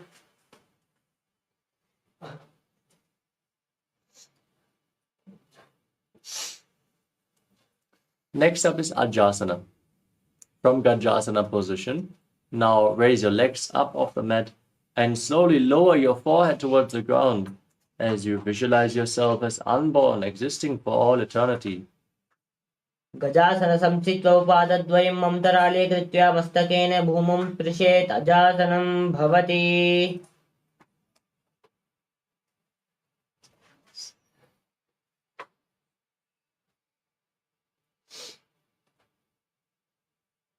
Next up is Dhanantarasana. Now sit in a kneeling posture and hold on to your toes as you pull them towards your perineum, and then place your hands on the knees and gaze to your nose, visualizing Swamiji in your inner space.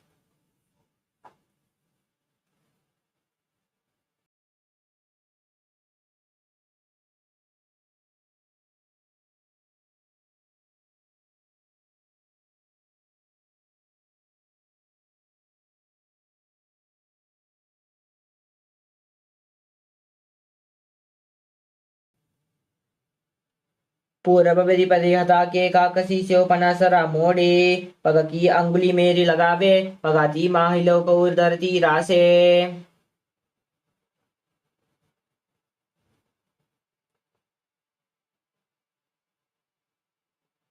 Next up is the Angamotanam.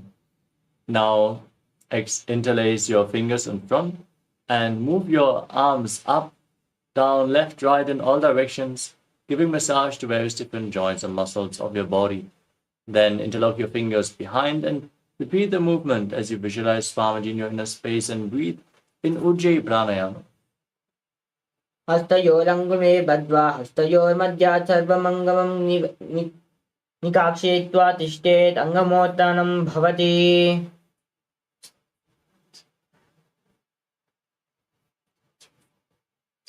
Next up is Garudasana form.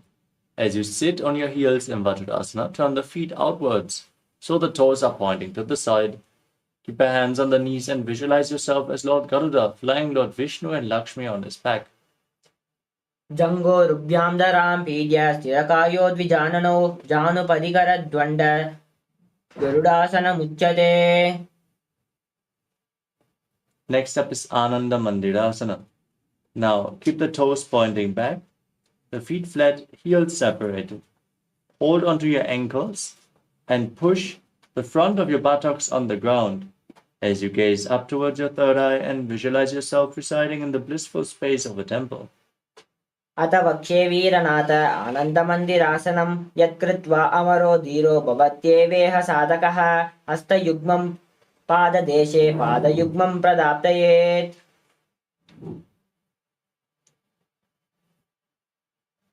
Next up is Mandukasana 2. Now cross the soles of the feet behind your back and sit on your heels.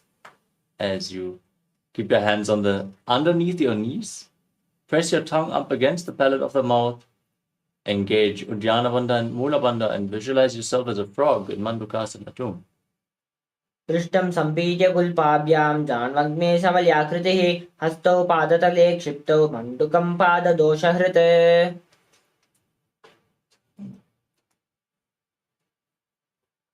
Next up is Narasimhasana. Now tuck the toes and sit on raised heels. Keep your hands flat on the mat, thumbs touching, fingers spread. As you gaze to the nose, stick your tongue out and exhale forcefully again and again. Visualize Narasimha, the lion man avatar of Lord Vishnu in Narasimhasana. दो पना पानी होये वेसे AD मिलरे गुड़ा निवेसे सुमशरीर निकटः रावे NASA आग्रदृष्टिको ल्याभे.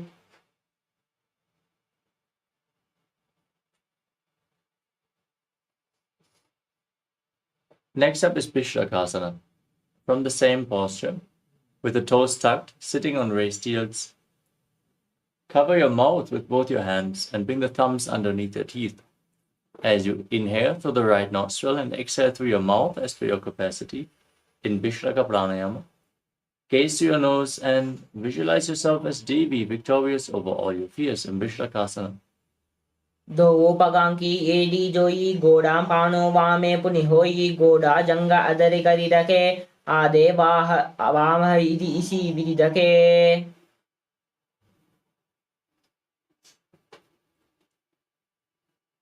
Next up is Makadasana. Now sit with your feet flat, the soles of the feet together on top of your heels, knees open wide. Bend your elbows, bring your fingers towards your armpits, and imitate as if you are a monkey stretching itself as you gaze to your third eye and visualize yourself as a playful monkey. दो पगतले संपुट आने तिनकी पिष्टि भूम परिताने मूलद्वारे एड्यं परिल्यावे मूडा हात ऊंचे हतरावे. Next up is Vajrasangarasana. Now tuck the toes and bring the soles of the feet together, knees off the ground, soles of the feet together. Sit on the heels and hold on to opposite elbows behind your back. As you gaze to your nose and embody diamond-like strength for you and your Sangha, your spiritual community, breathe in Ujjayi Pranayama and Vajrasangarasana. प्रथमपनापानि होय बेसे दो येडि गुडा निवेसे गोडा उबारा के theta आडे वाय पसारे धीरा पृष्ठदिशि दो करि आने तिनकी जुगाट आसे विदिताने.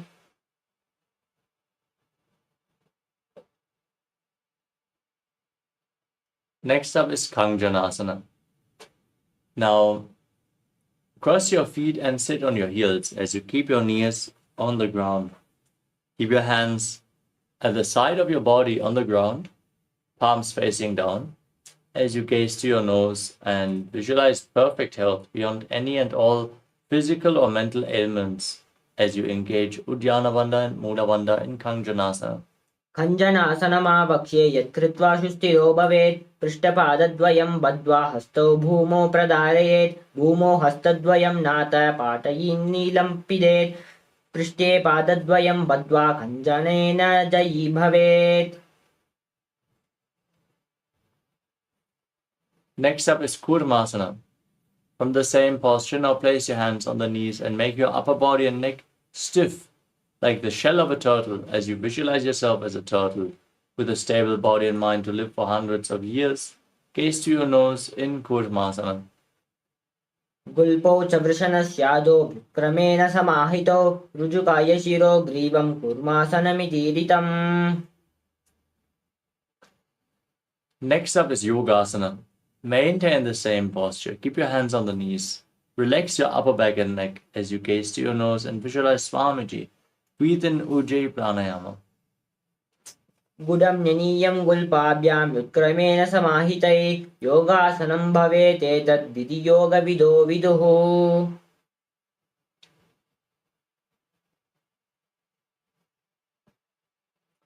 Next up is Vijyogasana. Now stand on your knees and cross your feet behind, bringing your feet to the opposite knees. Hold your calves with the fingers inside and the thumbs outside as you gaze up towards your third eye and visualize a space of eternal oneness Advaita with your Guru, Swamiji, in Vijyogasana. गोडां वामनो उभे होई गोडा आड़े राके सोई दचिपादा की वाणी रावे पनौ वाम गोडादि ल्यावे कोरावारिली समाधि भूते के येडी वाम पादरि समधि विषेके.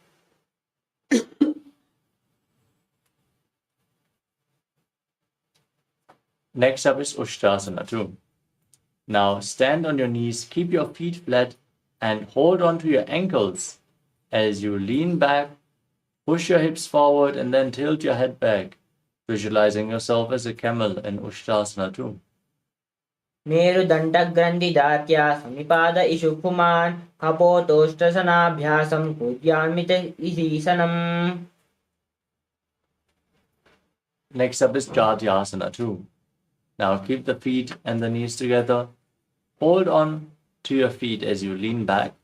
Place your elbows and then your head on the mat as you gaze to the tip of your nose and visualize yourself as a lotus blooming.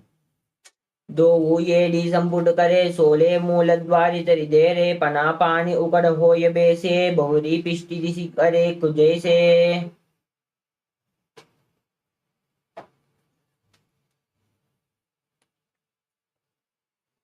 Next up is Viratasana. Now, from the same posture, lay back, place your back on the mat and raise back up again and again. You can use the support of your hands if needed as you gaze to your nose and visualize the healing and liberation of all causal, subtle forms of your body in Viratasana. जंगावृति भूमौ निधाय जंगोदयोः ऊर्णि संस्थाप्य पृष्ठिवं संवारं वारं स्पृशेत् विराटासनं भवति. Next up is Kapotasana. As you lay back, bring your hands up over top of your shoulders. Place them on the mat with the forearms down as you bring your head in between the knees, visualizing yourself as a beautiful dove. As you breathe in Ujjayi Pranayama, make an ocean-like sound with your mouth. मेरुदण्डग्रन्थिदात्या सम्पिपाद इषुः पुमान् कपोट्रोषानसनाभ्याश्च कुर्यान्मितहितासनः.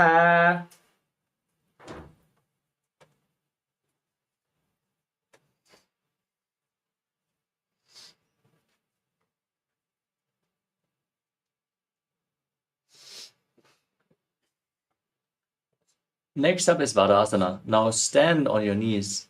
Hold on to opposite elbows as you keep your toes tucked and gaze to your nose. This is a boon-fulfilling posture. Receive your boon from Paramashiva as you internally chant Om Nityananda Paramashivoham in Varasana. जानुनी भूमौ संस्थाप्य हस्ताभ्यां बाहु परस्परं धृत्वा सरलं तिष्ठेत् वरासनं भवति.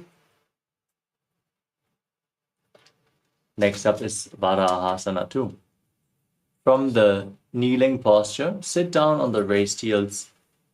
Place your forearms on the ground as you place your head on the hands. Visualize yourself as Varaha, the boar avatar of Lord Vishnu.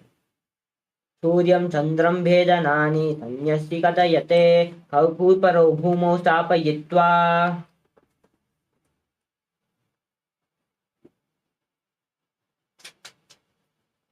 Next up is Mundasana. Now, place your forearms on the ground, elbows shoulder width apart.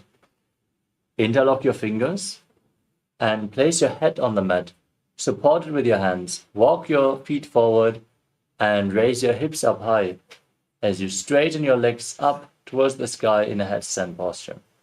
Gaze to your nose and visualize yourself as a lopped tree as you breathe calmly through your nose in Sahadra Kumbhaka in Mundasana. अदो मुण्डासनं वक्ष्ये सर्वेषां प्राणिनां सुखं ऊर्ध्वमार्गे पदे दत्त्वा धारयेन्मारुतासिदिः. Gently lower your legs down and come to a kneeling posture. As you lean forward and down, bring your head in between the knees. Hold on to your head and bring your elbows outside the knees. Inhale through the nose in Sahadra Kumbhaka and exhale through your mouth in this asana as you gaze to your nose and visualize Swamiji in Andhasana. प्रथम पगतली समतः रावे कोरमाहुली ube मिलावे पनापान उकड़ करे बैसे दो वो ये डिगुडानी वैसे.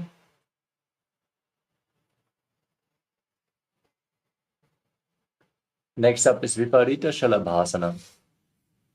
As you lay down on your stomach with your arms extended up above your head, hold on to weights if you want to intensify this asana. And then lift your arms, legs, and chest off the ground, visualizing yourself as a locust in Viparita Shalabhasana. शलभासन बेजश्च नटबेरुण्ड नामके गण्डबेरुण्ड सहिते शीर्षदण्डासनं तथा. Next up is Kapalasana. As you lay down on your stomach, place your forehead on the ground and keep your hands next to the hips, lifting your legs up together, visualizing a skull representing the mind with purified thoughts and the strong will to attain enlightenment in Kapalasana, the skull posture. कपालं भूमौ निधाय ऊर्ध्वं पादौ नयेत् कपालासनं भवति.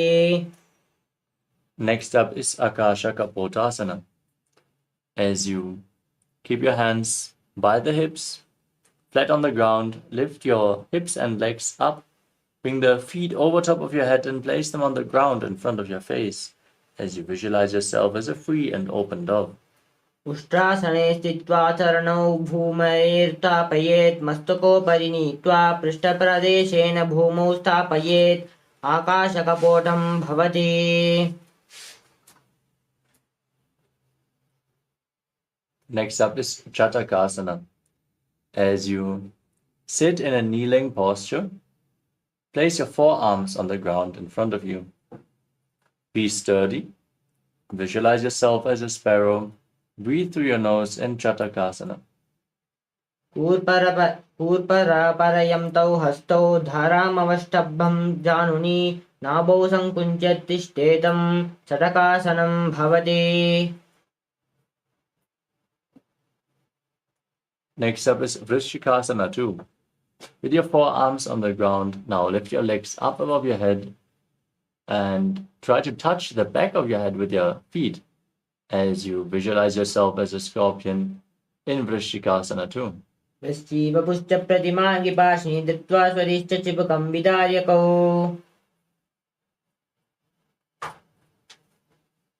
Now let's enter Vrishasana. Now sit down on the right heel with the perineum as you keep the left foot outside the hip with the toes pointing to the side.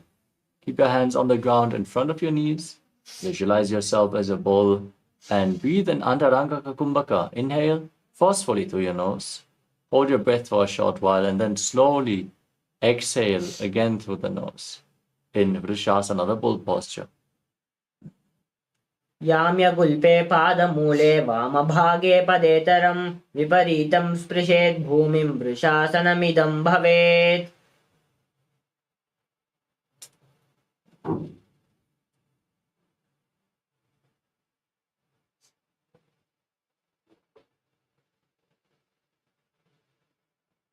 Next up is Lolasana.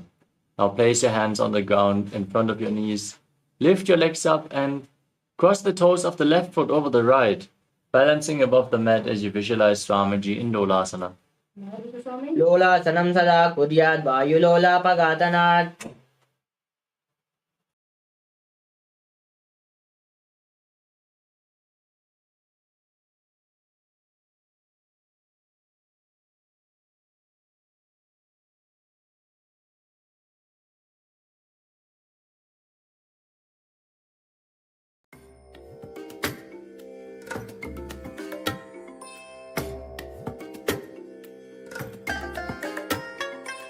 I bless you all. Let you all open all your three eyes and manifest the powers of Mahasadashiva. Om Nityananda Paramashivoham. Om Nityananda Paramashivoham. Om Nityananda Paramashivoham. Om Nityananda Paramashivoham. Om Nityananda Paramashivoham. Om Nityananda Paramashivoham. Om Nityananda Paramashivoham. Om Nityananda Paramashivoham. Om Nityananda Paramashivoham. Om Nityananda.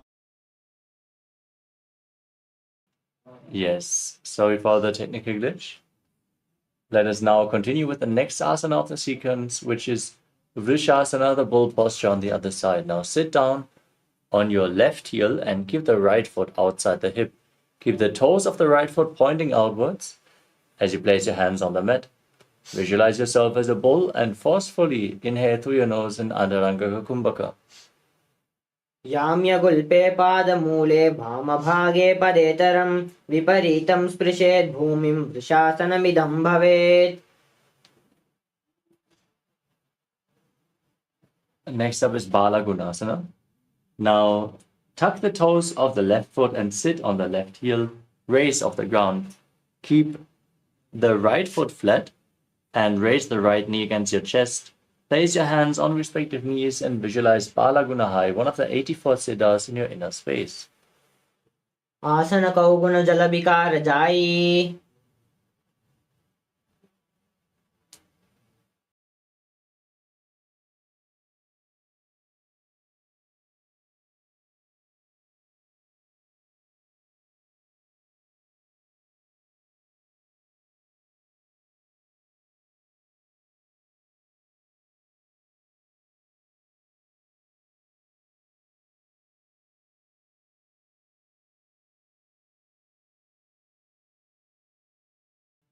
The next asana is Grahasana. As you stand tall on the mat, bring your hands in and around the knees and hold on to your ankles from the outside as you squat down all the way. visualize yourself as the entire planet in Grahasana. पादतले भूमौ संस्थाप्य जानुमध्ये कूर्परौ संस्थाप्य हस्ताभ्यां गुल्पो प्रदेशो धृत्वा तिष्ठेत् ग्रहासनं भवति.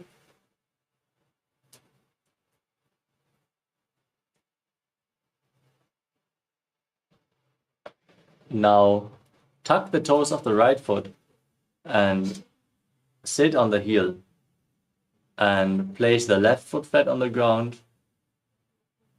Raise the knee against your chest. Keep your hands on the respective knees. Maintain an upright position of the trunk as you visualize Balagunahai, one of the 84 siddhas in your inner space in Balagunasana on the other side. आसन कौगुण जल विकार जायी.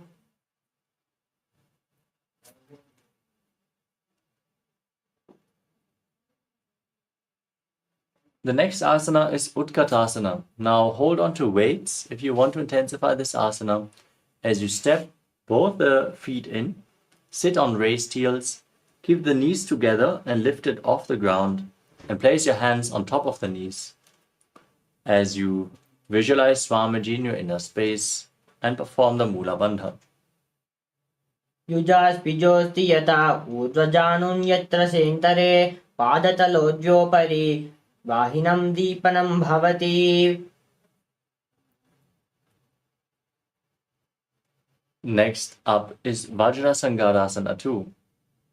As you keep the soles of the feet together, sit on the heels and keep your knees raised off the ground as you hold on to opposite elbows behind your back. This asana removes the cooling effect of the climate as you visualize Swamiji in your inner space. प्रथम पनापानि होय जैसे दो वो येडी गुडा निवेसे घोड़ा उबारा के तीये आड़े bye पसारे धीरा पृष्ठ दिशि दो करी आने तिनकी जुगाट आसी विदिताने. The next asana is Anilasana. Now place your hands flat on the ground and keep your elbows together. Step your heels onto the hands and squat down all the way. Keep your arms straight, gaze to your nose as you visualize you are able to live off of air alone. दो वो हाथ भूम परिताने कहुनी जाड़ी नाबिलिग आने पना दो वो ऐसे विधि करे इष्टि हथेलिया की परिधरे ऐसे रागे कर करे पाने धारा नाश मध्य आने यासो तप तपातमिते तने करे जयती ताम प्रकटे करे.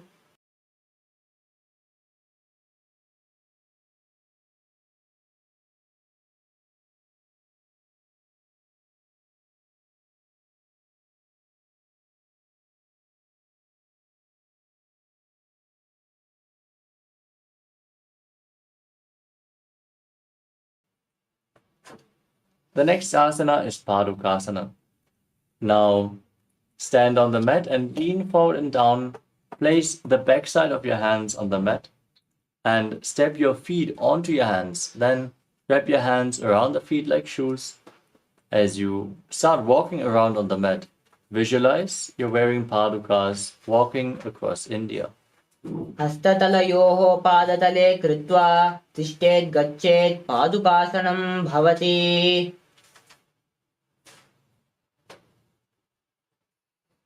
Next up is Kukkutodhanasana. Now place your hands flat on the ground and then kick your legs up and let them fall back down again and again, visualizing yourself as a rooster. हस्ततले भूमौ कृत्वा पादतले च ऊर्ध्वमुद्धानं कृत्वा भूमौ पतेत् इत्थं पुनः पुनः कुर्यात् कुक्कुटोड्डनं भवति.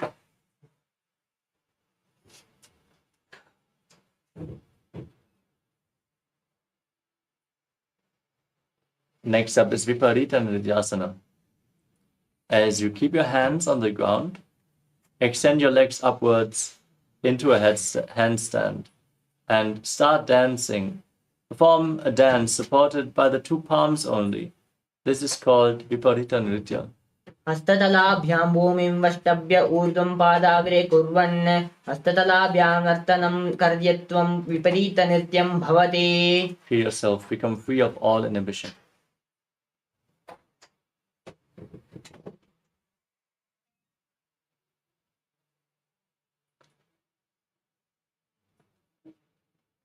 The next asana is Kunjarasana.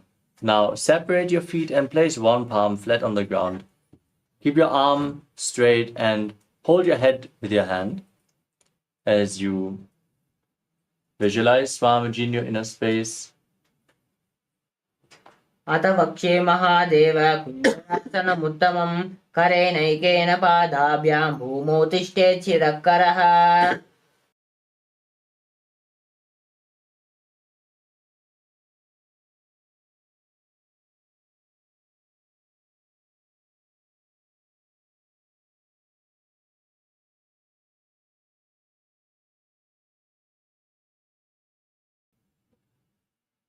Now exchange the position of your hands. Place the other hand on the ground. As you repeat Kunjarasana on the other side, visualize Swamiji in your inner space. अथ वक्ष्ये महादेव कुञ्जरासनमुत्तमं करेणैकेन पादाभ्यां भूमौ तिष्ठेत् शिरःकरः. Next up is Kadambasana. Now squat down all the way and hold on to your ankles as you visualize yourself as a Kadamba tree, a pious tree that promotes a long life. पार्ष्णिभ्यां भूमिमवष्टभ्य हस्तद्वयेन गुल्पौ धृत्वा तिष्ठेत् काडम्बं भवति. Next up is Pavana Muktasana. Now sit with your feet flat and hold on to opposite knees as you pull them against your chest. Breathe calmly through your nose as you visualize that any excess vata is being released from or balanced within your system in Pavana Muktasana. द्वयोस्तु पादयोः पाणिं दात्वा स्वस्तनाम्बिके जानुनि बक्षसि साधुर्भ्रति करधनार्दने.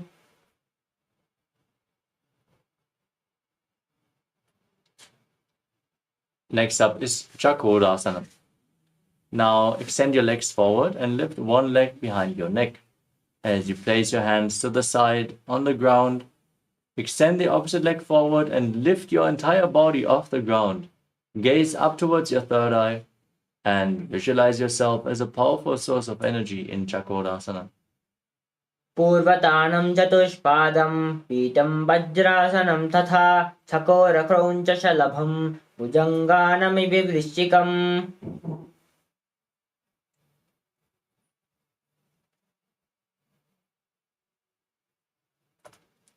Next up is Dhanurasana 2. Now hold on to the big toes and Prana Mudra with the respective hands.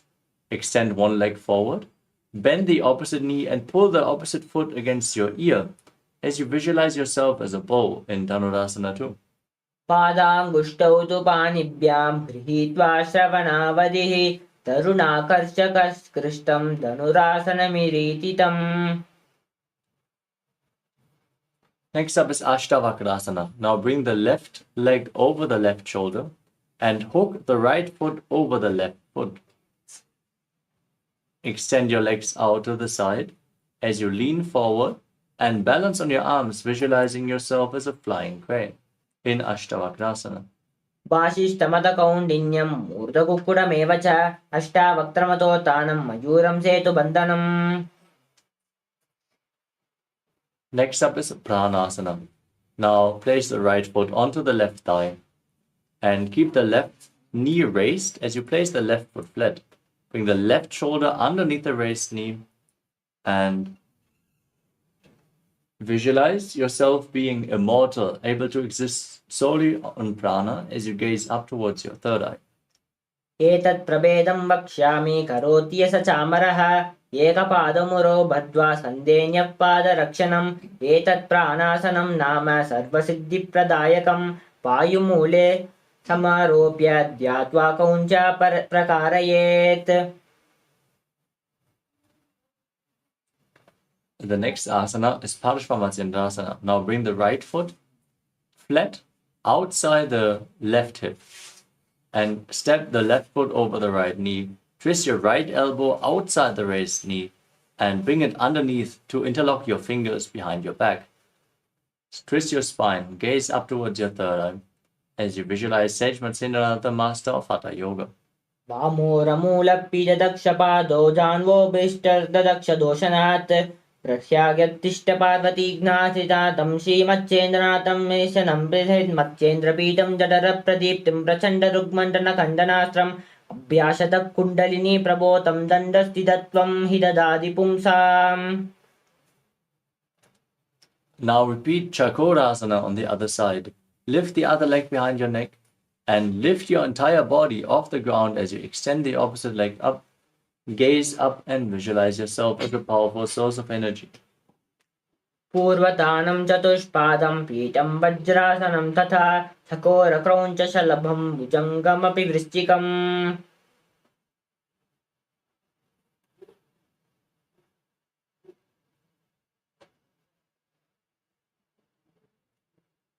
Now repeat Dhanurasana 2 on the other side. Hold on to the big toes and pull the other foot against your ear as you visualize yourself as a bow.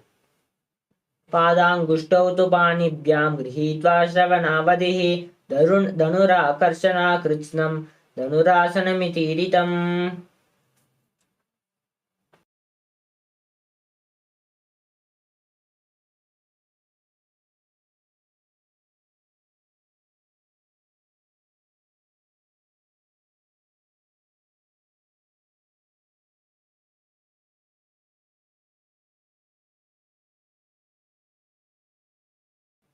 Now repeat Ashtavakrasana on the other side as you lift the other leg over the shoulder, hook the opposite foot over top and extend the legs out to the side.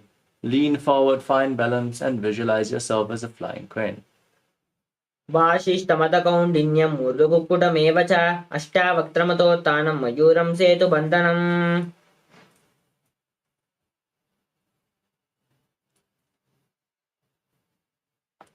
Now repeat Pranasana on the other side. Place the left foot on the right thigh. Keep the right knee raised. Right shoulder underneath the raised knee as you gaze up and visualize yourself as immortal, able to exist solely on prana. एतत् प्रभेदं वक्ष्यामि करोति yes चामरः एकपादौ मुरौ बद्ध्वा स्कन्धेन्यः पादरक्षणम्. एतत् प्राणासनं नाम सर्वसिद्धिप्रदायकं वायुमूले समारोप्य ध्यात्वा कौञ्च प्रकारयेत्.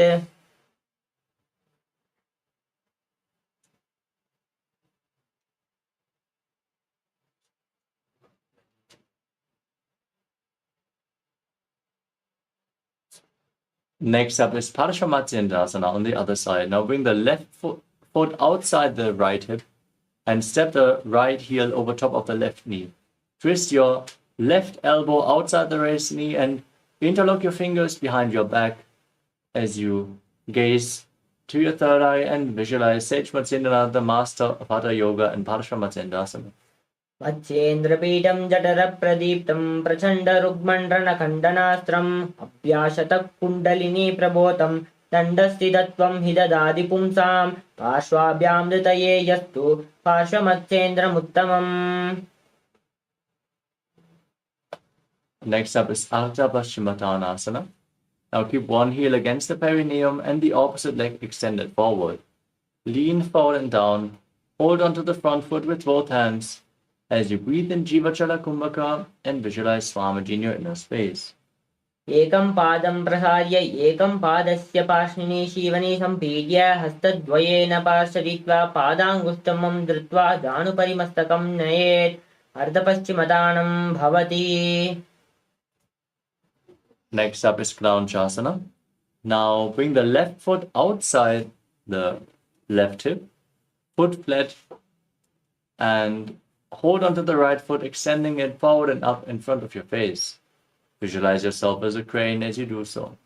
वासिष्ठमतकौण्डिन्यं मूर्धकुक्कुटमेव च अष्टावक्त्रमतोत्थानं मयूरं सेतुबन्धनम् उत्थानपादं क्रौञ्चं च मरीचिं वीरभद्रकं नटराजं त्रिकोणं च सुप्ताङ्गुष्ठप्रसारणे. Now repeat Ardha Paschimottanasana on the other side. Now bring the other heel against the perineum. Extend the opposite leg forward, lean forward and down, hold onto the front foot, visualizing Swamiji in your inner space. एकं पादं प्रसार्य एकं पादस्य पार्श्वनि शिवनि सम्पीड्य हस्तद्वयेन पार्श्वयित्वा पादाङ्गुष्ठमं धृत्वा जानुपरिमस्तकं नयेत् अर्धपश्चिमतानं भवति. Now repeat Kraunchasana on the other side. Bring the right foot outside the hip, right foot flat. Hold onto the left foot and extend it up in front of your face as you visualize yourself as a crane, Krauncha in Kraunchasana. वासिष्ठमदकौण्डिन्यम् ऊर्ध्वकुक्कुटमेव च अष्टावक्त्रमतोत्थानं मयूरं सेतुबन्धनम् उत्थानपादं क्रौञ्चं च मरीचं वीरभद्रकं नटराजं त्रिकोणं च सुप्ताङ्गष्टप्रसारणे. Next up is Swastikasana. Now sit in a cross-legged position with your feet in between the thighs and calves. Gaze to your nose as you embody peace, well-being, good fortune and prosperity. Visualize a swastika. जानुर्वोरन्तरे सम्यक् कृत्वा पादतले उभे ऋजुकाय समासीनः स्वस्तिकं तत्प्रचक्षते. Next up is Gorakshasana. From the same posture, now cover your heels with your hands. Gaze to your nose and visualize the great sage Goraknath, the founder of the Nata Yoga Hindu Sampradaya. Perform the Jalandhara Bandha and the Mula Bandha and breathe in Jiva Chala Kumbhaka.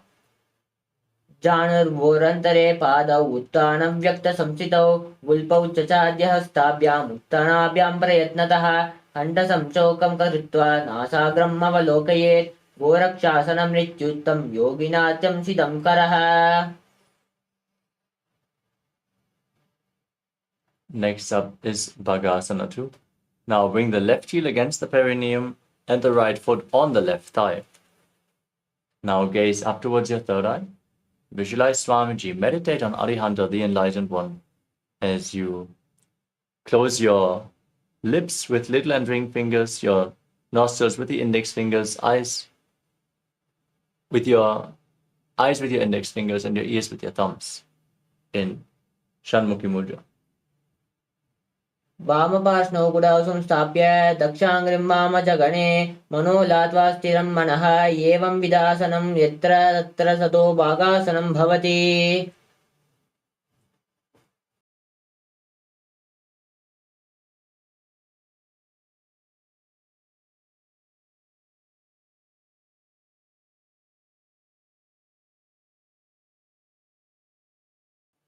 The next asana is Yogasana 2. Now sit with your feet on top of opposite knees and keep your hands at the side of your body, palms facing up on the ground. Gaze to your nose, visualize Swamiji, and breathe in Kakachantra Kumbhaka. Inhale through the rolled up tongue as you make your mouth in the shape of the beak of a crow in Yogasana 2. उत्थानौ चरणौ कृत्वा संस्थौप्यप्तरि जानुनो आसनोपरि संस्थाप्य चोत्थानं कारयुग्मकम्.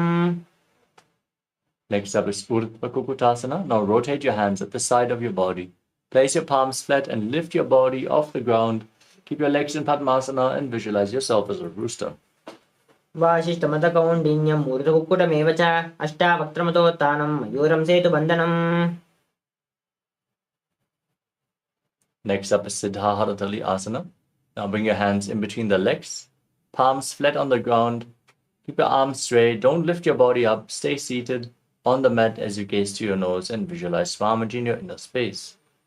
प्रथम पद्मासनोपकरे हस्तदो गूढासन्धिधरे.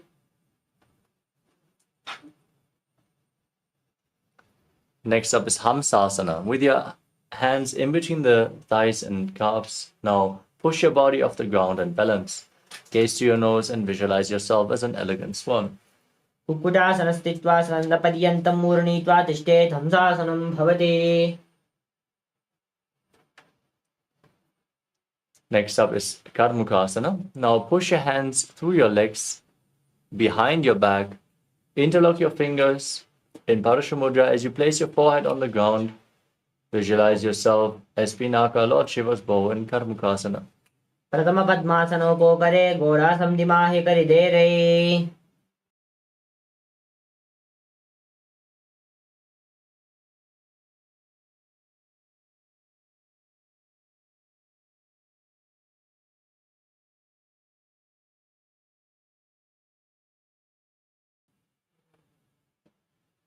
The next asana is Kurmasana too. As you sit in Padmasana, bring your hands through the legs and bend your elbows upwards to hold on to your neck as you visualize yourself as a turtle having a stable body and mind to live for centuries. Bhami Jangapadi Dakinabhava, Dahini Jangapadi Parimilyava. From the same posture, now tuck your chin to the chest, gaze to your nose, and engage Jalandhara Bandha and Mula Bandha as you rejoice, knowing you're sitting in Shiva's secret north posture, Granthi Bedasana. Ata Vakshe Nilakante Granthi Bedasanam Shubham Nyatva Rudro Bhavek Shipram Sukshma Bhavet. Now roll onto your back from the same posture. Keep holding onto the shoulders as you gaze to your nose. Embody a turtle laying on its back in Uttana Kurmasana. Uppurasana Bandhastam Karabhyam Dhrita Kandaram Pitam Kurmavatat Dhanam Yetaduktana Kurmakam. Next up is Panguku Kutasana. Now sit back up into Padmasana. Bring your hands in between the legs. Place one palm flat on the mat and hold its wrist with the other hand, lifting your body up on one arm as you visualize yourself as a rooster. Uppurasana Stitva Ekena Hastena Anyasyam Manibandram Dhritva. Now place the palm of the other hand on the mat. Lift your body up. Repeat Panguku Kutasana on the other side. Uppurasana Stitva Ekena Hastena Anyasya Manibandram Dhritva. Next up is Vriddhasana. Sit in Padmasana, place your elbows on the toes. Interlock your fingers and rest your chin on the fingers as you press your thumbs against the throat and visualize you have gone beyond all greed and covetous. Janur Vorantare Pado Uttano Vyakta Samsito Gulpit Chachadya Stabhyam Uttanabhyam Prayatnataha. Next up is Padmasana 3. Now sit in Padmasana and place one palm over the other, palms facing up in your lap. Gaze to your nose as you engage all three bandhas and visualize Swamiji in your inner space. Uttano Charano Vidaya Vidivakshastistito Rogirat. Next up is Padmasana 4. Now place your hands flat on the knees. Engage the Mula Bandha, gaze to the nose as you visualize Paramashiva in your inner space. Etat Padmasanam Kuryat Pranavayu Prasiddhaye Shubhasanam Sada Dayet Purayitva Punah Punaha. Next up is Karmukasana 2. Now maintain one hand on top of the respective knee and hook the other hand around the big toe in Prana Mudra, rotating the big toe round and round in a circular motion. Visualize yourself as Pinaka, Lord Shiva's bow, and then repeat the movement on the other side as well. Ata Vakshe Mahadeva Yoga Purakshakshanat. Next up is Karmukasana 3. Sitting in Padmasana. Now cross your arms behind your back and hold onto the big toes in Prana Mudra as you engage all three bandhas and gaze to your nose, visualizing yourself as Pinaka, Lord Shiva's bow. Karmukasana Vakshe Udare Purayatsukam Tado Vayuvarashyati Kalene Sukshma Vayuna. Next up is Driddhasana. Now, from the same posture, raise your chest, gaze up, and visualize yourself as Paramashiva's third eye, destroying anything you come across in Driddhasana. Urubhyam Uparistapya Padayugmam Prayatnataha Dakshinam Savyadeshe Cha Savyadakshine Dakshike.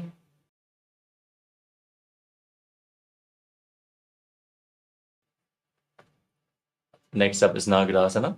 From the same posture, now roll onto your back. Keep your arms crossed behind your back, hold onto the big toes as you gaze to your nose and visualize yourself as a snake, calmly breathing through your nose in Sahadra Kumbhaka in Nagarasana. Pradama Padmasana Komtane Dogu Hatapachane Amne. Now free your arms and legs. Pull your knees up against your chest and circle your legs with your hands and squeeze your body into a ball as you bring your chin to the knees in Kandukasana. Vetrasana Stitva Hastapadan Yukshmam Murdam Nayet Prishtavam Sena Bhumim Potet Kandukasanam Bhavati. Next up is Urdhva Bhavanasana. Laying on your back, interlock your fingers behind your neck and place your feet flat as you gaze to the nose and visualize Swamiji in your inner space.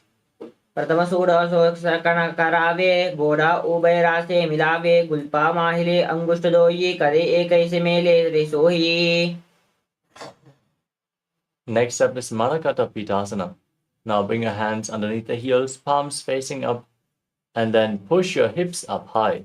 Engage Jalandhara and Mula Bandha. Breathe in Murcha Kumbhaka as you visualize yourself as a powerful alpha ape. उत्तान शयनं पादतले उत्तान हस्तयोः स्थापयेत्.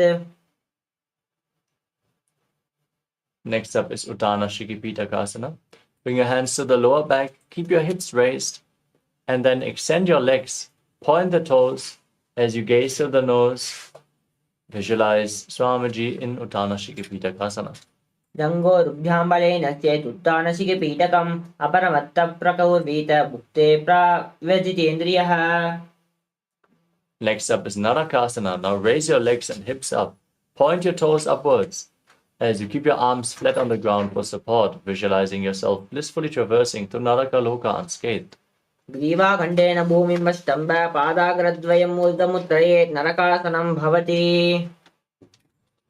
Now bend your elbows, bring the hands to the lower back for support.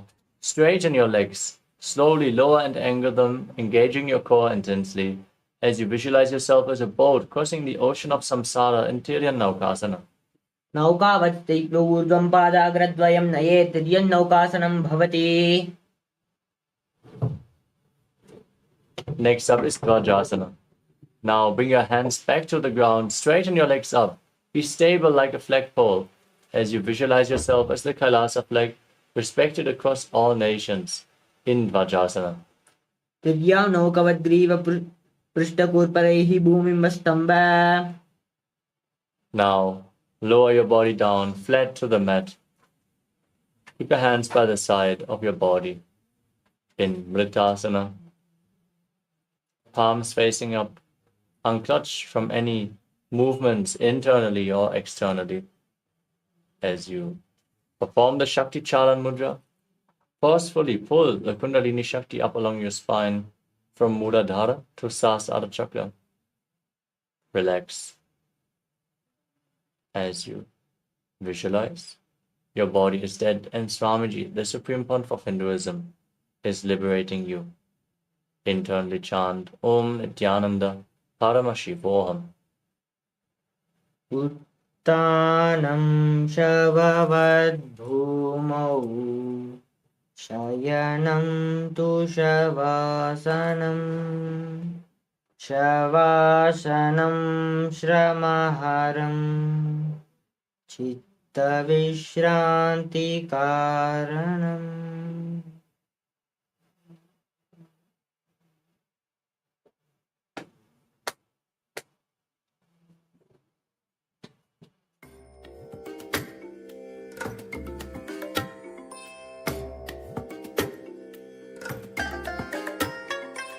I bless you all. Let you all open all your three eyes and manifest the powers of Mahasadashiva. Om Nityananda Paramashivoham. Om Nityananda Paramashivoham. Om Nityananda Paramashivoham. Om Nityananda Paramashivoham. Om Nityananda Paramashivoham. Om Nityananda Paramashivoham. Om Nityananda Paramashivoham. Om Nityananda Paramashivoham. Om Nityananda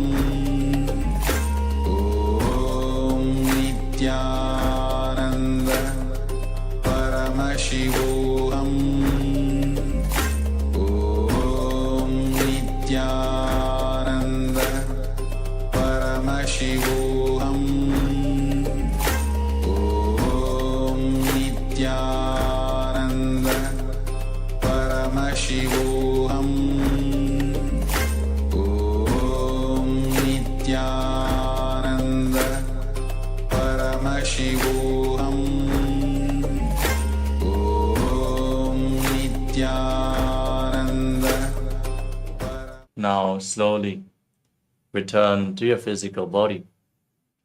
Start to wiggle your fingers and toes, your wrists and your ankles, your elbows and your knees. Pull your knees up towards your chest and rock your body from side to side. Slowly sit up to a comfortable seated position. Congratulations, you completed the Dvitiya Vinyasa Krama 308 asana sequence.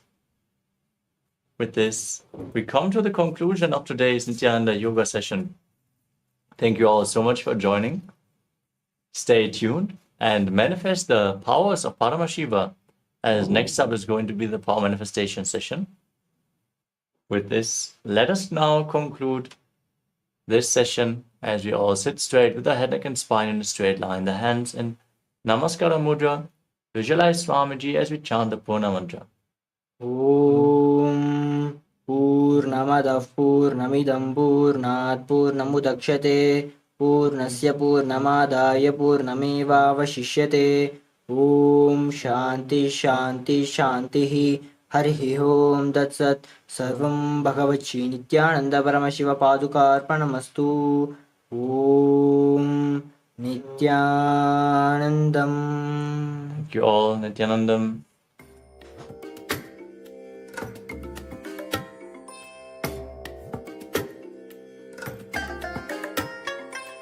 I bless you all. Let you all open all your three eyes and manifest the powers of Mahasadashiva. Om Nityananda Paramashivoham. Om Nityananda Paramashivoham. Om Nityananda Paramashivoham. Om Nityananda Paramashivoham. Om Nityananda Paramashivoham. Om Nityananda Paramashivoham.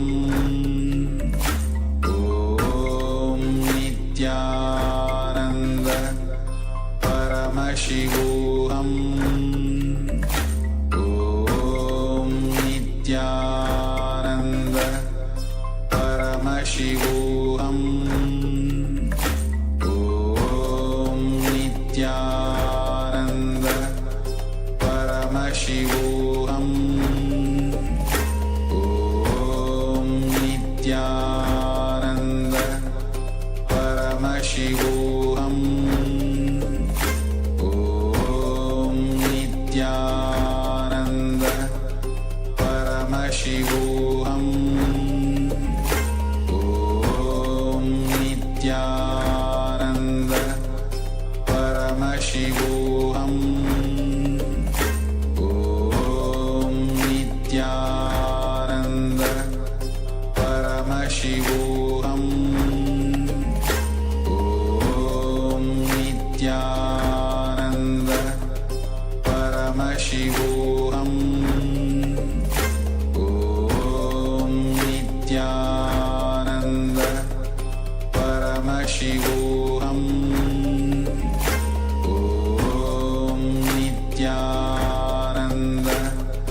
Paramashivoham Om Nityananda Paramashivoham Om Nityananda Paramashivoham Om Nityananda Paramashivoham Om Nityananda Paramashivoham Om Nityananda Paramashivoham Om Nityananda Paramashivoham Om Nityananda Paramashivoham Om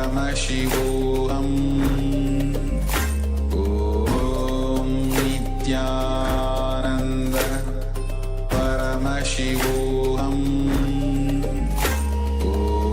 Om Nityananda Paramashivoham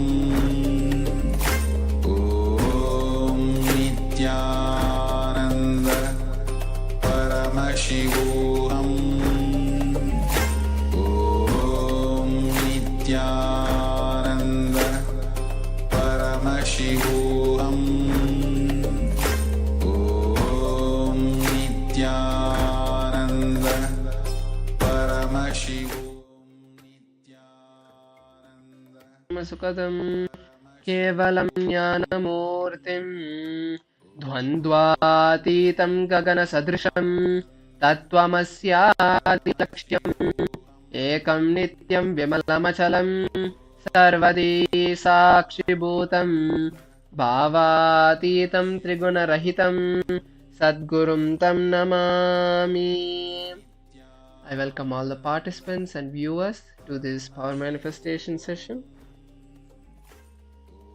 Now, moving into the session, let us first step, let us bring our eye bands. Bring your eye bands, bring your deities, bring your alchemy products, keep them around you to increase the space that is there around you. As the power manifestation is a very powerful space, and to manifest the power manifestation also, you have to hold the right space, making sure that you are in oneness, you are able to be in oneness, unclutched completely. With Swamiji, you need to be in oneness to manifest any power. So bring your eye bands, bring your alchemy products, bring everything and keep it with you. Now we'll be moving into the next part of this session, where we'll be seeing the Shastra Pramana. Why is it important for us to every day, for this 21 days, every day in the morning we are doing the third eye reading, and every day why do we need to see the Shastra Pramana? The importance of the Shastra Pramana is firstly and most importantly to remind us that these powers have been given to us by Paramashiva itself, and they are not some kind of magic trick that anyone can perform. It is only by the Diksha of the incarnation of Paramashiva, who has come as our beloved Swamiji, that we are able to manifest these powers. So make sure that you always remember when we chant the Pramanas that these powers are gifts from Paramashiva and not a luxury that comes by chance. So that is one reason. The second is, the Shastra Pramana is nothing else but a technique for us to manifest the powers of Paramashiva. When we read this Pramana every day, we imbibe deeper and deeper and deeper the technique that Paramashiva is giving to us. And when we keep doing that, then the third eye manifestation is surely to manifest through us. So now moving into the Pramana itself, now I'll be chanting the Sanskrit verse from the Vijnana Bhairava Tantra and then giving you the translation. Paramashiva in the Vijnana Bhairava Tantra in the Sutra 34 shares Kapala antarmanonyasya tishthanmilita lochanaha kramena manaso dadyat lakshayet lakshyamuttamam. The translation for this verse is, by fixing the mind on the inner space within the crown center and sitting stably without any movement, having the eyes closed in succession. By that stability of the mind and the inner space, through the power of the third eye, one directly sees the ultimate goal, Lakshyam, having the vision beyond the sight, attaining the space of oneness with Paramashiva. Now before moving on, let's understand the technique that Paramashiva is giving in the Shastra Pramana. So Paramashiva says first, sit stably, meaning stop the inner chatter. We can easily sit stably, just placing your hands and sitting in a comfortable posture. You can stabilize the body, but does stabilizing your body like this also stabilize the mind? No. Our inner chatter is keep on running at an intense and immense speed, where Swamiji even calls it like TPS, thoughts per second. And he says that usual we are at a TPS of almost 1000, means 1000 thoughts per second just go by every second, but we don't realize it because it is so fast and we are used to that. And we just pick up one or two thoughts here and there, and we keep that inner chatter going. So Paramashiva first asks us to unclutch from that. Secondly, he tells us to bring the awareness to the crown center. And why is the crown center important? What is there in the crown center? Is Paramashiva telling us to look inside the pineal gland or something? No. The crown center is the Guru Sthana, means the seat, the 1000-petal lotus, for which is the seat of the Guru, where the gratitude pours out. So when we focus on the crown center, we are actually focusing on our beloved Swamiji. And when we focus on Swamiji, when we bring our awareness, you can call it concentration, but that's not the word. The word is bringing your awareness. When you bring that awareness to the crown center, you start to pour that gratitude. And when the gratitude starts to pour all over your body, you start to generate the dopamine and so many other hormones, which also help you increase the state of consciousness, slows down your heartbeat, increases the brain waves to the gamma state, and ultimately takes you to the higher space of consciousness. And then what happens is, you get sucked into that Nirvikalpa Samadhi with Swamiji, and that is when you actually see the item in front of you, the picture, whatever is being projected. Now that we have understood the technique, let us move into the first round of the manifestation and implement this technique now. Now, close your eyes, blindfold your eyes, take a minute to tie your eyes comfortably. Make sure it's not too tight nor it's too loose. The important thing is, do not let light come inside, because light instigates your eyes and darkness allows the third eye to manifest. Because even physically, when they have seen in the chemistry that goes on in our brain, when light hits our eyes, it produces a specific hormone that makes the brain go into a lower state of consciousness for us to connect with this physical reality. And when we close our eyes, that time a different set of hormones kick in, and that elevates our state of consciousness when we bring awareness and gratitude with Swamiji. So now close your eyes and bring that intense awareness to your crown chakra, to Swamiji. Visualize a beautiful darshan that has happened in the past few days. Feel that one bit of love and gratitude for Swamiji for so much that he is doing in our life. And now start chanting the Mahavakya.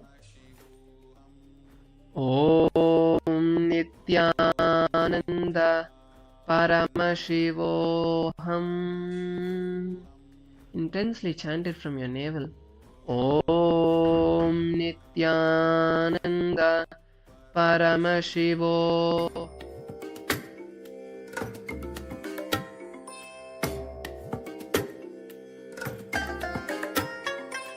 I bless you all.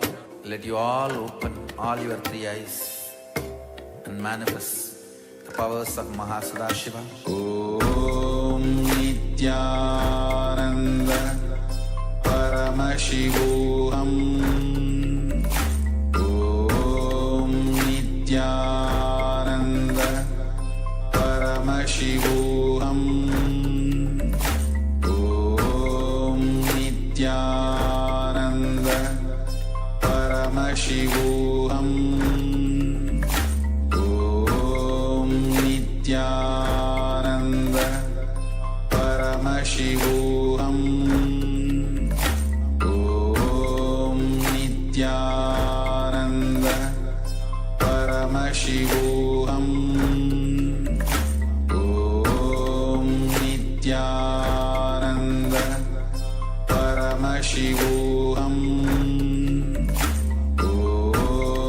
Nityananda Paramashivoham.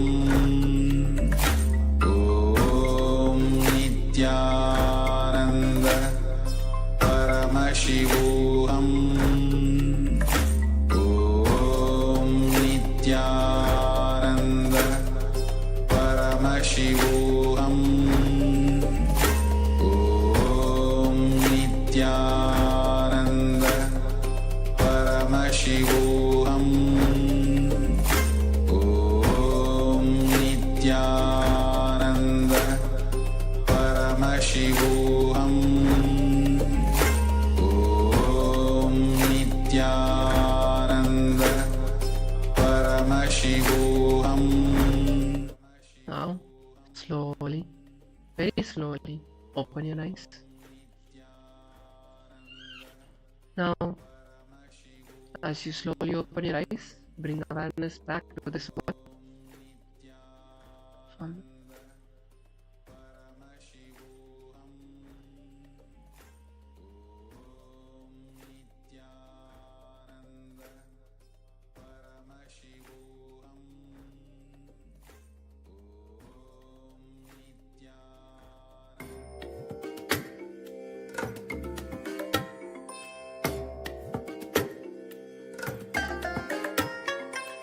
I bless you all.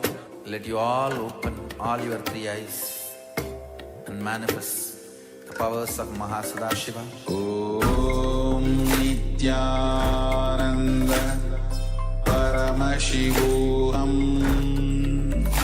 Om Nityananda Paramashivoham. Om Nityananda.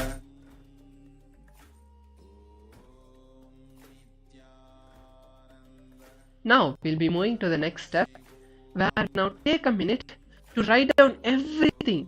Write everything down which you saw, whether it's black, colors, numbers, pictures, shapes, everything.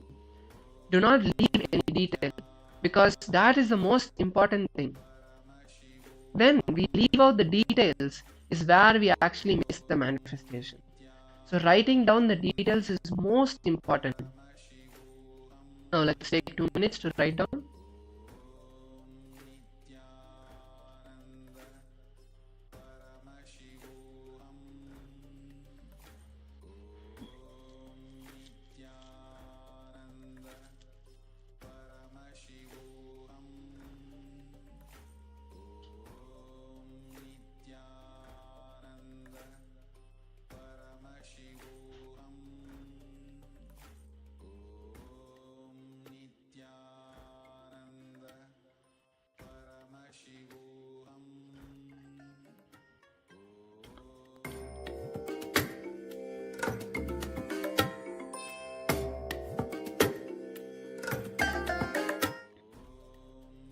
Now we'll be seeing the picture.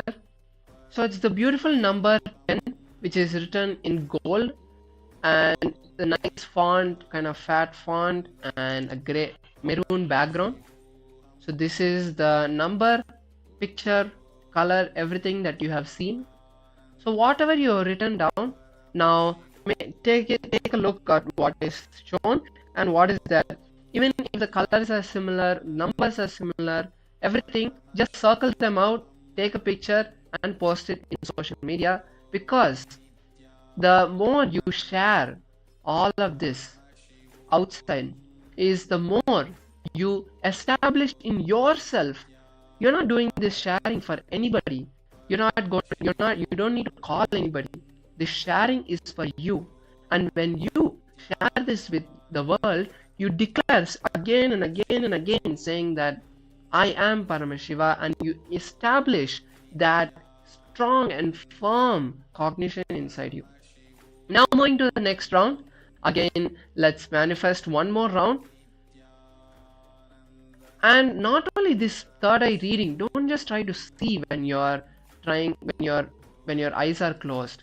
Take a moment to actually feel that oneness with whatever, and tell Paramashiva, whatever is being seen, just show it to me. I'm waiting and I'm ready. Just show it to me. I'm waiting over here. Tell him that. And have a conversation with Paramashiva. When you see something, tell Paramashiva, tell Swamiji that, Swamiji, I'm able to see this. Is it this? Can you show me more details? I want to see more. Have a conversation, but don't get distracted out of the context. Have a conversation with Swamiji and ask him to show it. You be a waiting mirror for Swamiji to reflect it on you. Don't be jumping that, oh, I'm not able to see, I'm not able to see, I'm not able to see. That, keep on that thought current will manifest that in you, because what you consciously visualize is what you manifest.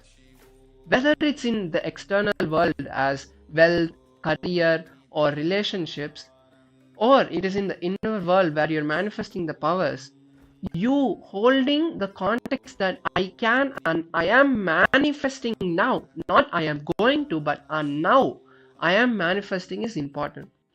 So now let's again close your eyes. Bring your awareness to the crown center, to the third eye, as we saw in the technique in the Shastra Pramana. Intensely now, once you close your eyes, let's start chanting the Mahavakya a few times to bring us into that space and connection with Swamiji. Om Nityananda Paramashivoham. Om Nityananda Paramashivoham. Start seeing the image now. Ask Swamiji to reveal the image now.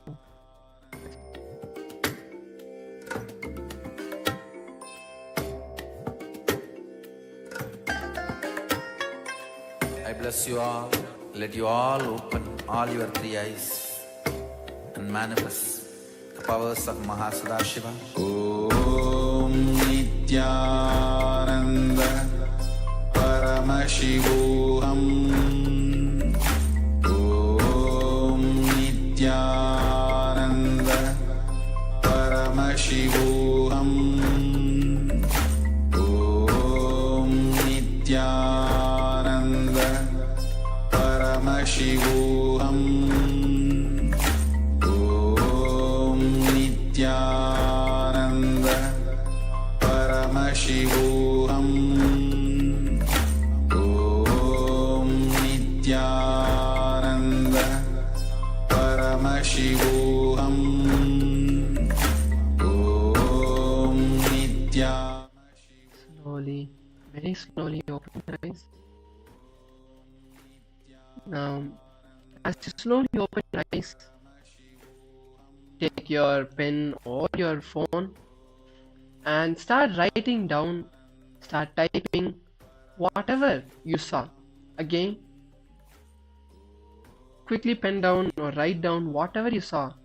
And I request all the participants to make sure that you're having a record of all this, not that it's just a one-time thing where you are just writing down and throwing the paper or forgetting the note. Keep this known and see your progress every day. You might have not noticed when you see your whole 21 days. Actually, today is the day 19. So in all these days, if you see, you will see a similarity because we have started manifesting.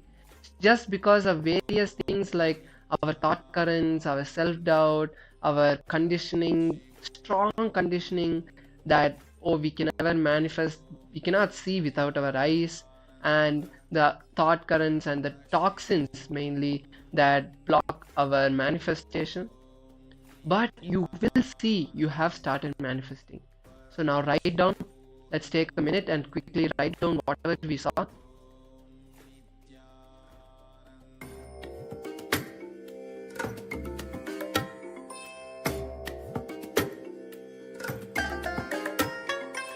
I bless you all. Let you all open all your three eyes. Now that we have written down, I hope all of you had enough time. Even you can continue writing even after the session. It doesn't need to be just constricted by when I ask you to move to the next step. But now, for everyone else who has finished, the last and the most important step is to verify the answer now. So this time, it's the number 20 again in that kind of background, that kind of maroon background, the fat golden letters, the golden font, and the number 20. So see, match whatever you have written and the thing, circle them out or highlight them, make them bold if it's your phone, whatever is comfortable for you, and take a screenshot or a picture and share it in social media again. So that is the last step, sharing all your answers that you have received in this whole session in social media. Why is this important? As I explained earlier, it makes sure that you again and again share this important and establish yourself in that thought current that I am Paramashiva. Actually, one Swamiji in the middle of a session, he was like, all the participants now immediately post in Facebook, I am enlightened. And even though a lot of people were like, what is this? If people will make fun of me, people will tell me this. Swamiji said, for those people who felt that, oh, what will society think about me, then that's all you're going to manifest.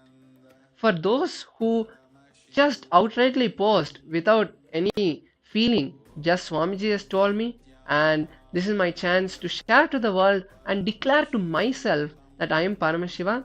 For those people, the manifestation was much, much better. Why? Is because when you share with the world is nothing but a reflection of you. When you hold the thought current that someone is going to tell something about you, someone is going to make fun of your post or something, that is what you will be manifesting, because the world is a reflection of you. And when you feel something, that is what you will receive. So now, as we have gone through this beautiful session, I hope all the participants had a really good time manifesting. Now with that, we will conclude the session, and I request all the participants to get refreshed after this beautiful yoga session and the PM for the continuation of the whole day. Stay on, make sure you take notes of all the sessions, and continuously be in listening with every session. So with that said, I thank all the participants, and with this I leave you. Thank you. Nithyanandam.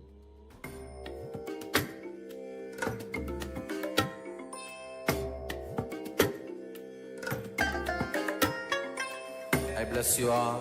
Let you all open all your three eyes and manifest the powers of Mahasada Om Nityananda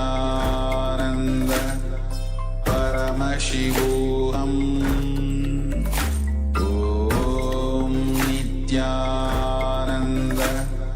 Paramashivoham. Om Nityananda Paramashivoham.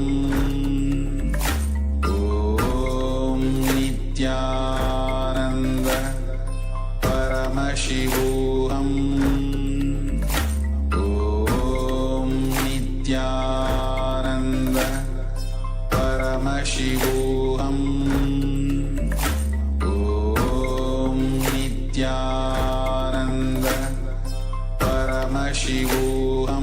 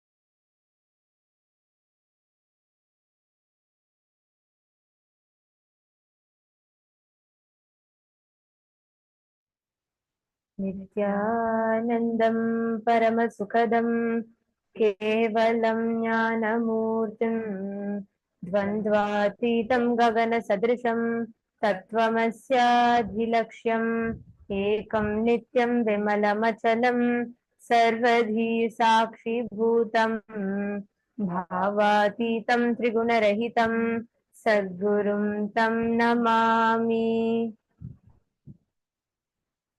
Nityanandam, we welcome all the participants, every one of you that have joined with us today for this very, very special 19th day of Paramashivoham Level 3.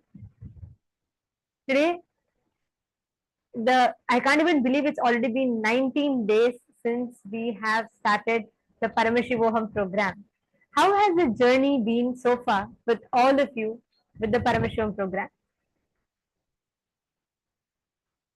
Nityanandam, Nityanandam, very nice to have all of you here with us. And here we're all together. We've traveled 19 days learning so many different things. I feel like we've learned a lot, and at the same time, I just feel like we have just started learning.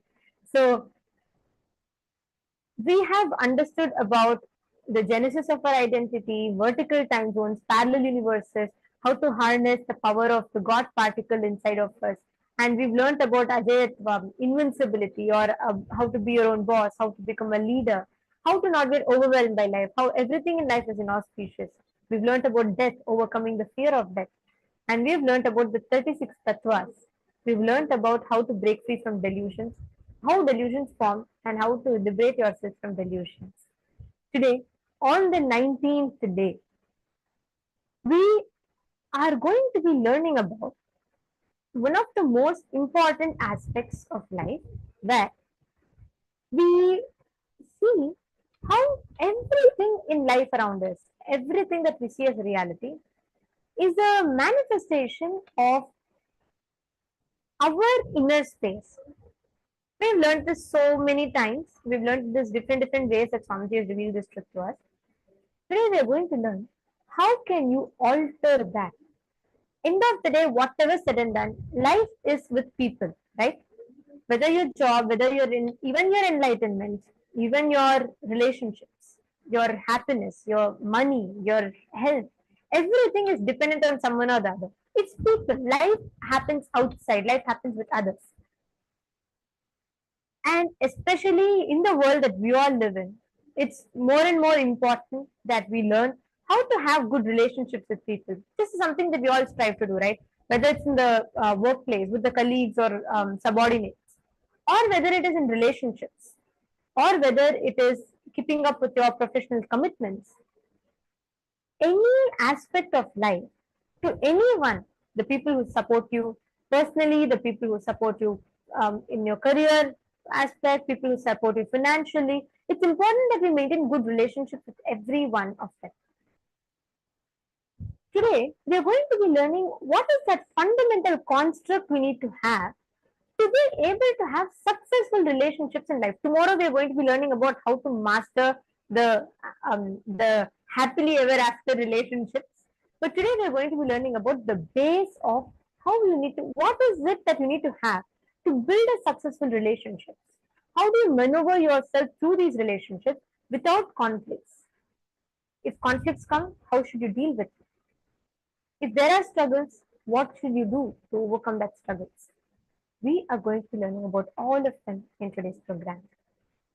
And today, all the participants, whoever wants to have success in working with your team leads, like you want to be a great team leader, you want to have a collective team energy, and you really want to achieve your goals with the help of your whole team. Because usually, even though you want to do it, you may be struggling in the aspect of being able to move your teams. So today, this session that we are going to be learning today's the whole day session is going to be on this one principle, the fundamental principle which will help you in achieving all these results, the principle of enriching. It is through enriching we are going to be learning how to deal various aspects of life and how to live happily, successfully and in a very, very, very powerful oneness experience with everyone around us. So let's get started. Today we are going to be having the darshan of Bhagavan Bhikshatanamurti, the form of Paramashiva, which stands tall, representing this principle of enriching.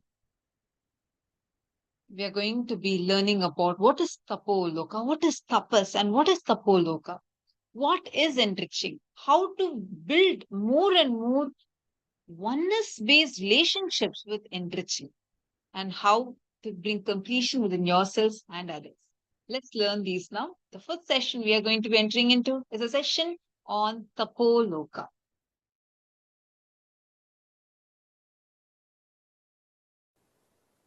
All of you have your presence in all 14 lokas. For example, in Nagaloka, there is a being with your face and snake body. I am giving you this as an example.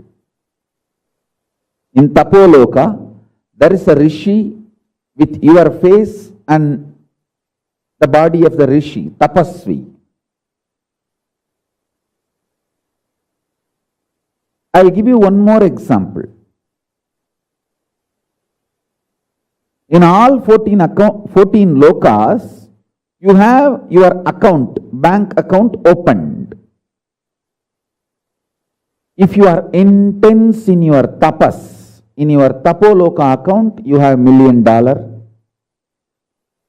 If you are very shallow with your demonic attitude and aptitude, your demonic loka, the patala, your personality has practically zero money.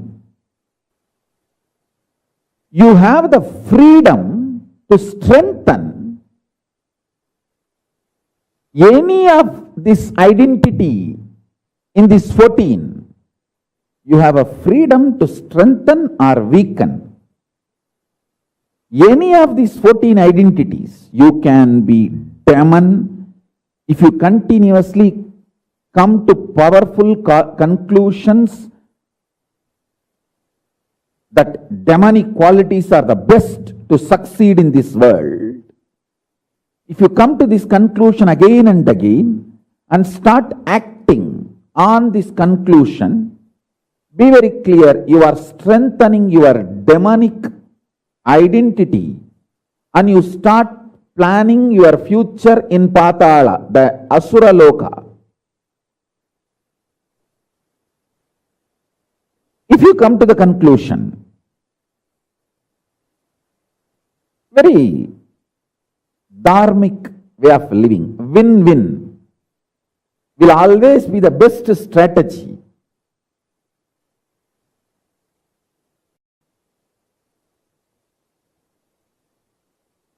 For success in the life. Whenever you come to the conclusion, hey, I should also win, he should also win. That is the best strategy to achieve success in the life. And you start executing those strategies, those conclusions. Om Nityananda Paramashivoham. Om Nityananda Paramashivoham. Om Nityananda. Yes, Nityanandam. And welcome to the next session of the day, to the first Jnana session of the day. After this powerful power manifestation and yoga session, let us get ready to receive the powerful cognitions from the Supreme Pontiff of Hinduism.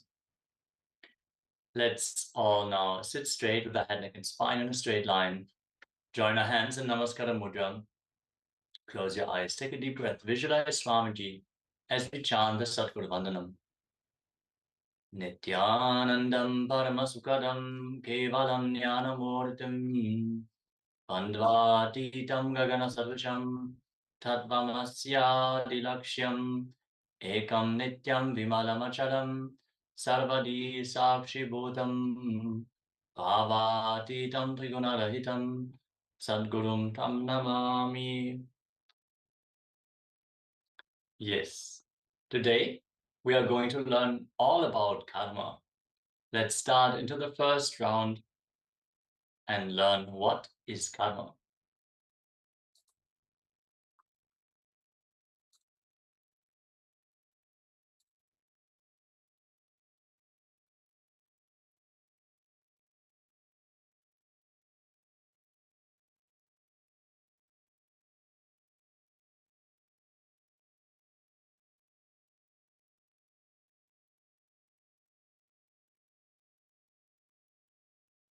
Cosmic mysteries decoded. Science of karma.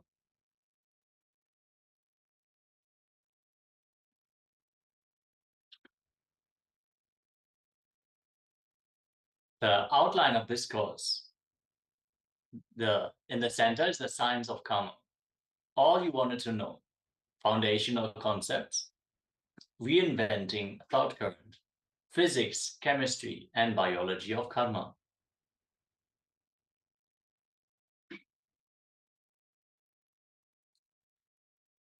Let's start with the first chapter of this course, all you wanted to know about karma. Let us first take note of the security measures. Photography, video, audio recording of any kind is strictly prohibited during all sessions. Please ensure it's your picture as the profile image. Please switch on your camera. Make sure you are showing your complete full name. Be on camera throughout class. If you need to step out in an unavoidable situation, only please inform the digital security officer or concerned acharya. Please take note of the important caution.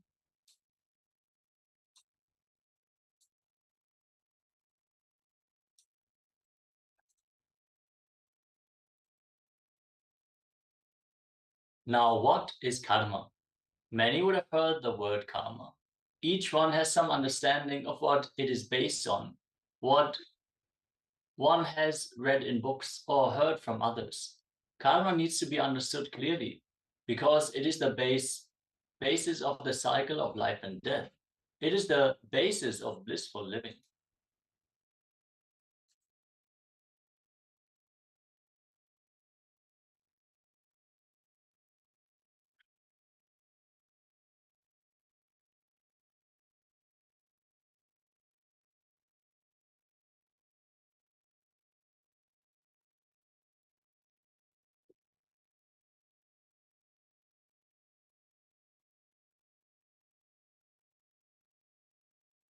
Karma is a collection of unfulfilled experiences that stay and constantly pull individuals to fulfill them.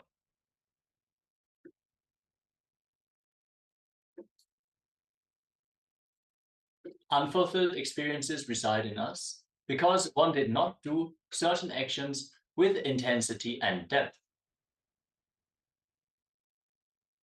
Any experience that one did not go through completely, through which one did not have complete fulfillment, that did not get full energy, attention, and awareness, remains inside as karma. Hangovers are karma. When one is not completely aware and involved in the action he is engaged in, the being remains unfulfilled in that experience. The unfulfilled experience remains inside and keeps pulling the individual to do the action again with intensity to fulfill it. This is karma. Are we fully conscious of every action we engage in? Are we aware every moment of our lives? In health, any idea you have, thought current you have, pattern you have, which is not bringing health in you is karma. Karma is a stuck thought current. In wealth, any thought current, any thought pattern you have, which is not bringing wealth to you is karma. Anything which is not letting you cause your reality, the stuck thought current, which is not causing your reality is karma.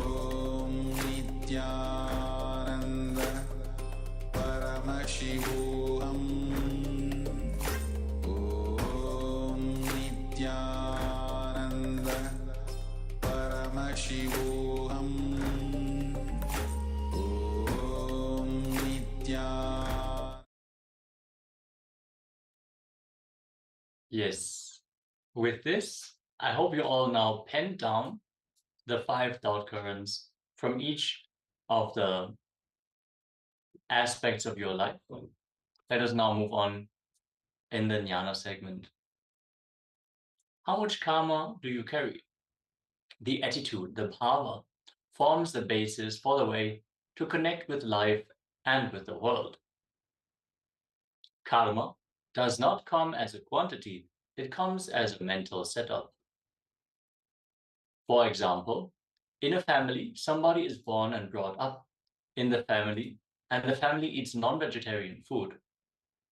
It is not that how many animals they killed, all that bad negativity comes to the son, but the habit of eating non-vegetarian comes to the son. Then karma only as a pattern comes, not as a quantity.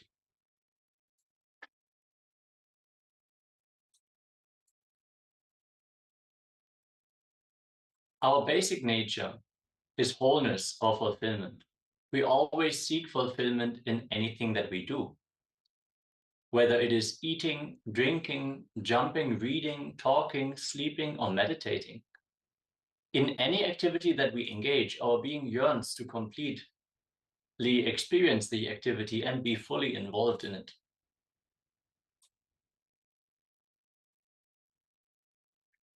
Even though one carries some karma, basically, that individual is complete fulfillment, wholeness. So any karma that has not been fulfilled cannot rest inside for too long. It will try its best to fulfill itself. It will drive again and again to go through the same activity so that it can be fulfilled.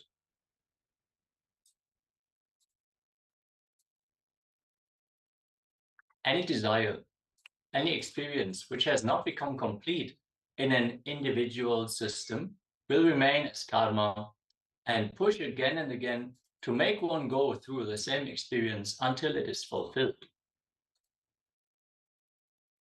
In life, one continuously takes decisions. These decisions are not only for the major events in an individual's life.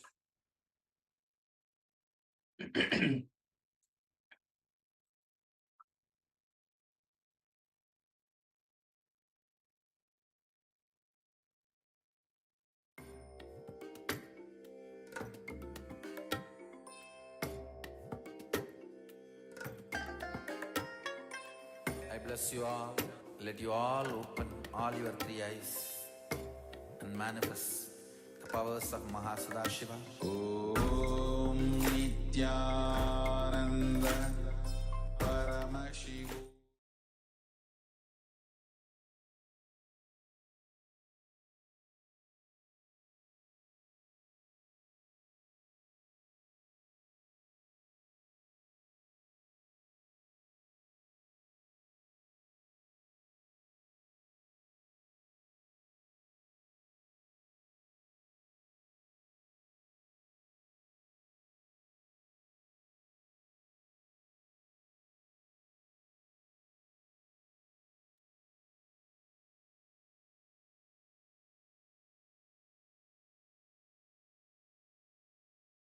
In life, one continuously takes decisions.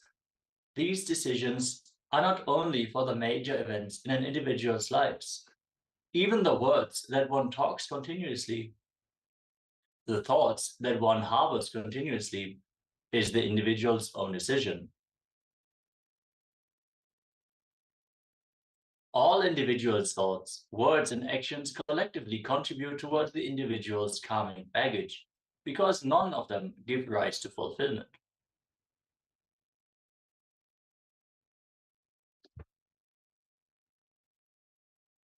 One thinks, speaks, and does things without clarity, without fulfillment, with deep ignorance. When one does this, the individual's inherent nature, which is fulfillment, starts suffering. Therefore, one's own thoughts, words, and deeds become the individual's karma and drive him to reach fulfillment in some way. In the areas you identified, Identify which aspects you are doing without clarity and fulfillment. Now that I've learned about karma, what can I do? How to make this practical in my life? Change your karma, but remember, karma means the thought current in which you are stuck. That thought current in which you are stuck is karma. Discard it. Change it completely. Can karma be exhausted by doing charitable service? No, it cannot. Karma can be exhausted only through deep understanding, awareness, and at least one glimpse of consciousness.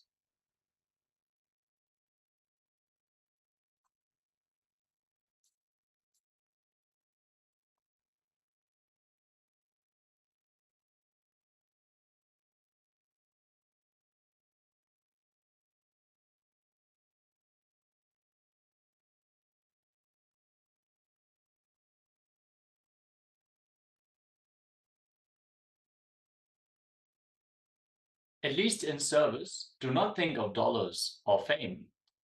Do not plan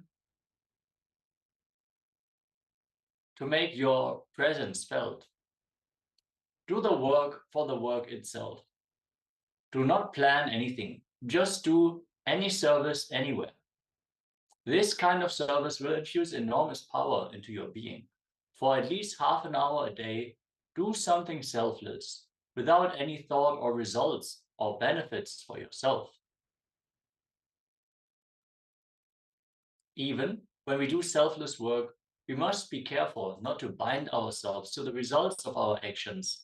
Almost all those who do charitable service do it either because they cannot be without doing anything, or because they have been taught that service increases your points in the life and death cycle. If we are all cleansed of all karma, does this mean that when we do something that causes karma, do the consequences come much sooner, if not instantly? Your action does not produce any more karma. Karma is nothing but the actions out of incompletion, leads to more incompletion. For example, if you eat ice cream out of incompletion, that becomes a deeper pattern. But after you do completion, the same ice cream will not become a big pattern in you. How do you retain good karma? Creating good mental patterns. Right way of responding to every situation, crisis which happens in your life. So expanding in the right direction and responding with restful awareness to every problem is the best way to retain good karma. Are past life regressions useful and safe? Past life regression should not be done except by an enlightened being. It has such a strong influence and it can affect this birth. When the Guru clears the karmas, do we have to go through pain? When the Guru removes the karma, you call that feeling pain. Actually, the Guru would be removing in a second the suffering of many births, which would have otherwise taken many births to dissolve. So it is practically no suffering in comparison. Sharada Devi says, the Guru clearing the samskara is like you facing a thorn prick instead of suffering a fracture. You can cancel out bad karma with good karma by doing good things. Is it true? It's a myth. You can cancel out any karma by canceling that whole thought pattern, whole thought current. Do karmas affect our business growth, wealth, attractions? Karmas do affect every span of your life. Karma means what? Incomplete actions, thoughts, desires, patterns you created for you and others created for you is karma. Incomplete actions, desires, and commitments you created for you and you created for others is karma. It affects your business, relationships, life, everything, including the wealth attractions. How is karma related to addiction? Karma is a thought or cognition or action which makes you follow the same action again and again, as that action left incomplete in you, as that action leaves incompletions in your inner space. When an addiction is complicated, it is called karma. When karma is simple, it is called addiction. Addiction and karma are one and the same. During our lifetime, we get chances to reduce our karma. Do we get such chances of reducing karma between death and rebirth? No. Between death and rebirth, either you are in a highly elated mood if you go through the conscious death, you are highly depressed if you go through unconscious death. The extraordinary elation or the extraordinary depression, both. Space's growth does not happen. If the body is left undisturbed, the remaining karmas will be transferred to the new body in the next 13 days. But if you give the organs, part of the body, to any research or science for any purpose, that does not interfere with the karma shifting process. Some people might have the question if organ donation is a problem, but the Supreme Pontiff of Hinduism revealed that it is good. And if you have the possibility, you should become an organ donor. When does karma start getting recorded? More like animal bodies, the worm, that level of bodies, that is where the karma starts getting recorded, not as a plant. As plants, you don't build muscle memory and biomemory. Dear Swamiji, can initiation by an enlightened master in this life free me of karmas accumulated in past lives, and how? First thing, an initiation by an enlightened master is not an ordinary action. It is like you asking, I have collected cotton for the last 300 years. How can this cotton be burned by the small matchstick you will put now? Whether you accumulated it for the past 300 years or 3,000 years, a matchstick will just burn it. Whether you accumulated karma of first layer or second layer, the quality of initiation will just burn away past karmas. With this, we come to the conclusion of this first segment on karma. Please share your powerful cognitions from this session in the Zoom chat, or if you are watching us on YouTube, you can share it in the YouTube chat. Any questions you have related to this topic, just share them so we can reply. Thank you so much for joining. Let's conclude this session with a Purna mantra. Sit straight with your hand against spine in a straight line. Join your hands in Namaskara Mudra and chant along. Om Purnamadav Purnamidam Purnat Purnamudachyate Purnasya Purnamadaya Purnameva Vashishyate. Om Shanti Shanti Shanti Hari Om Datsat Sarvam Bhagavat Shri Nityananda Paramashiva Padukarpanamastu. Om Nityanandam. Thank you all so much for joining. We are going to move on to the next segment in just a few moments.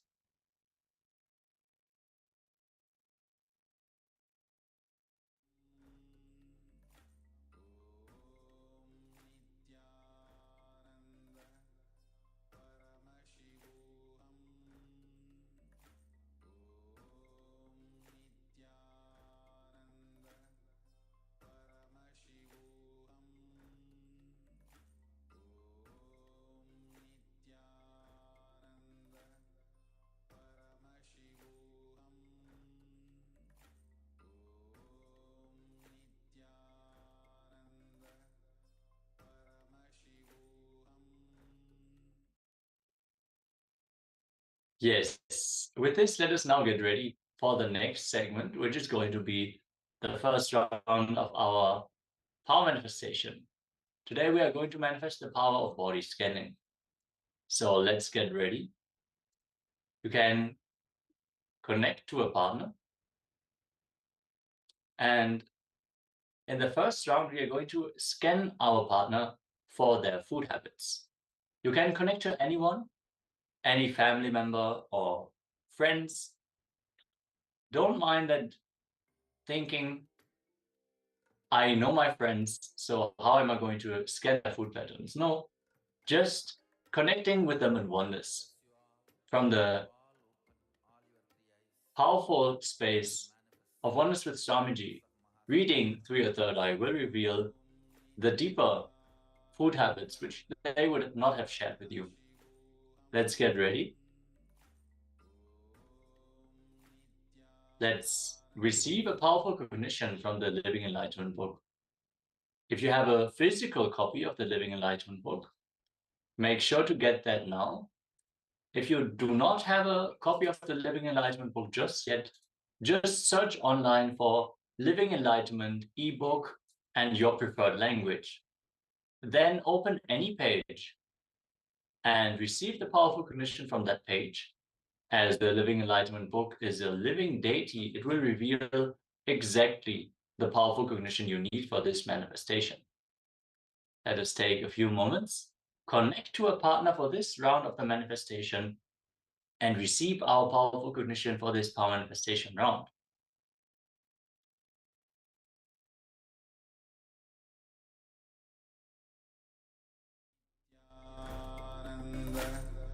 Paramashivoham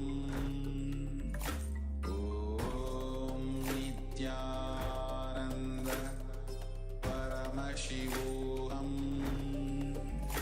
Om Nityananda Paramashivoham Om Nityananda Paramashivoham Nityananda Paramashivoham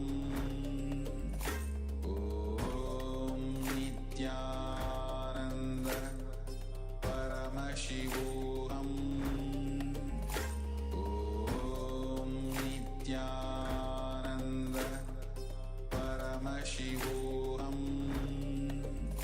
Om Nityananda Paramashivoham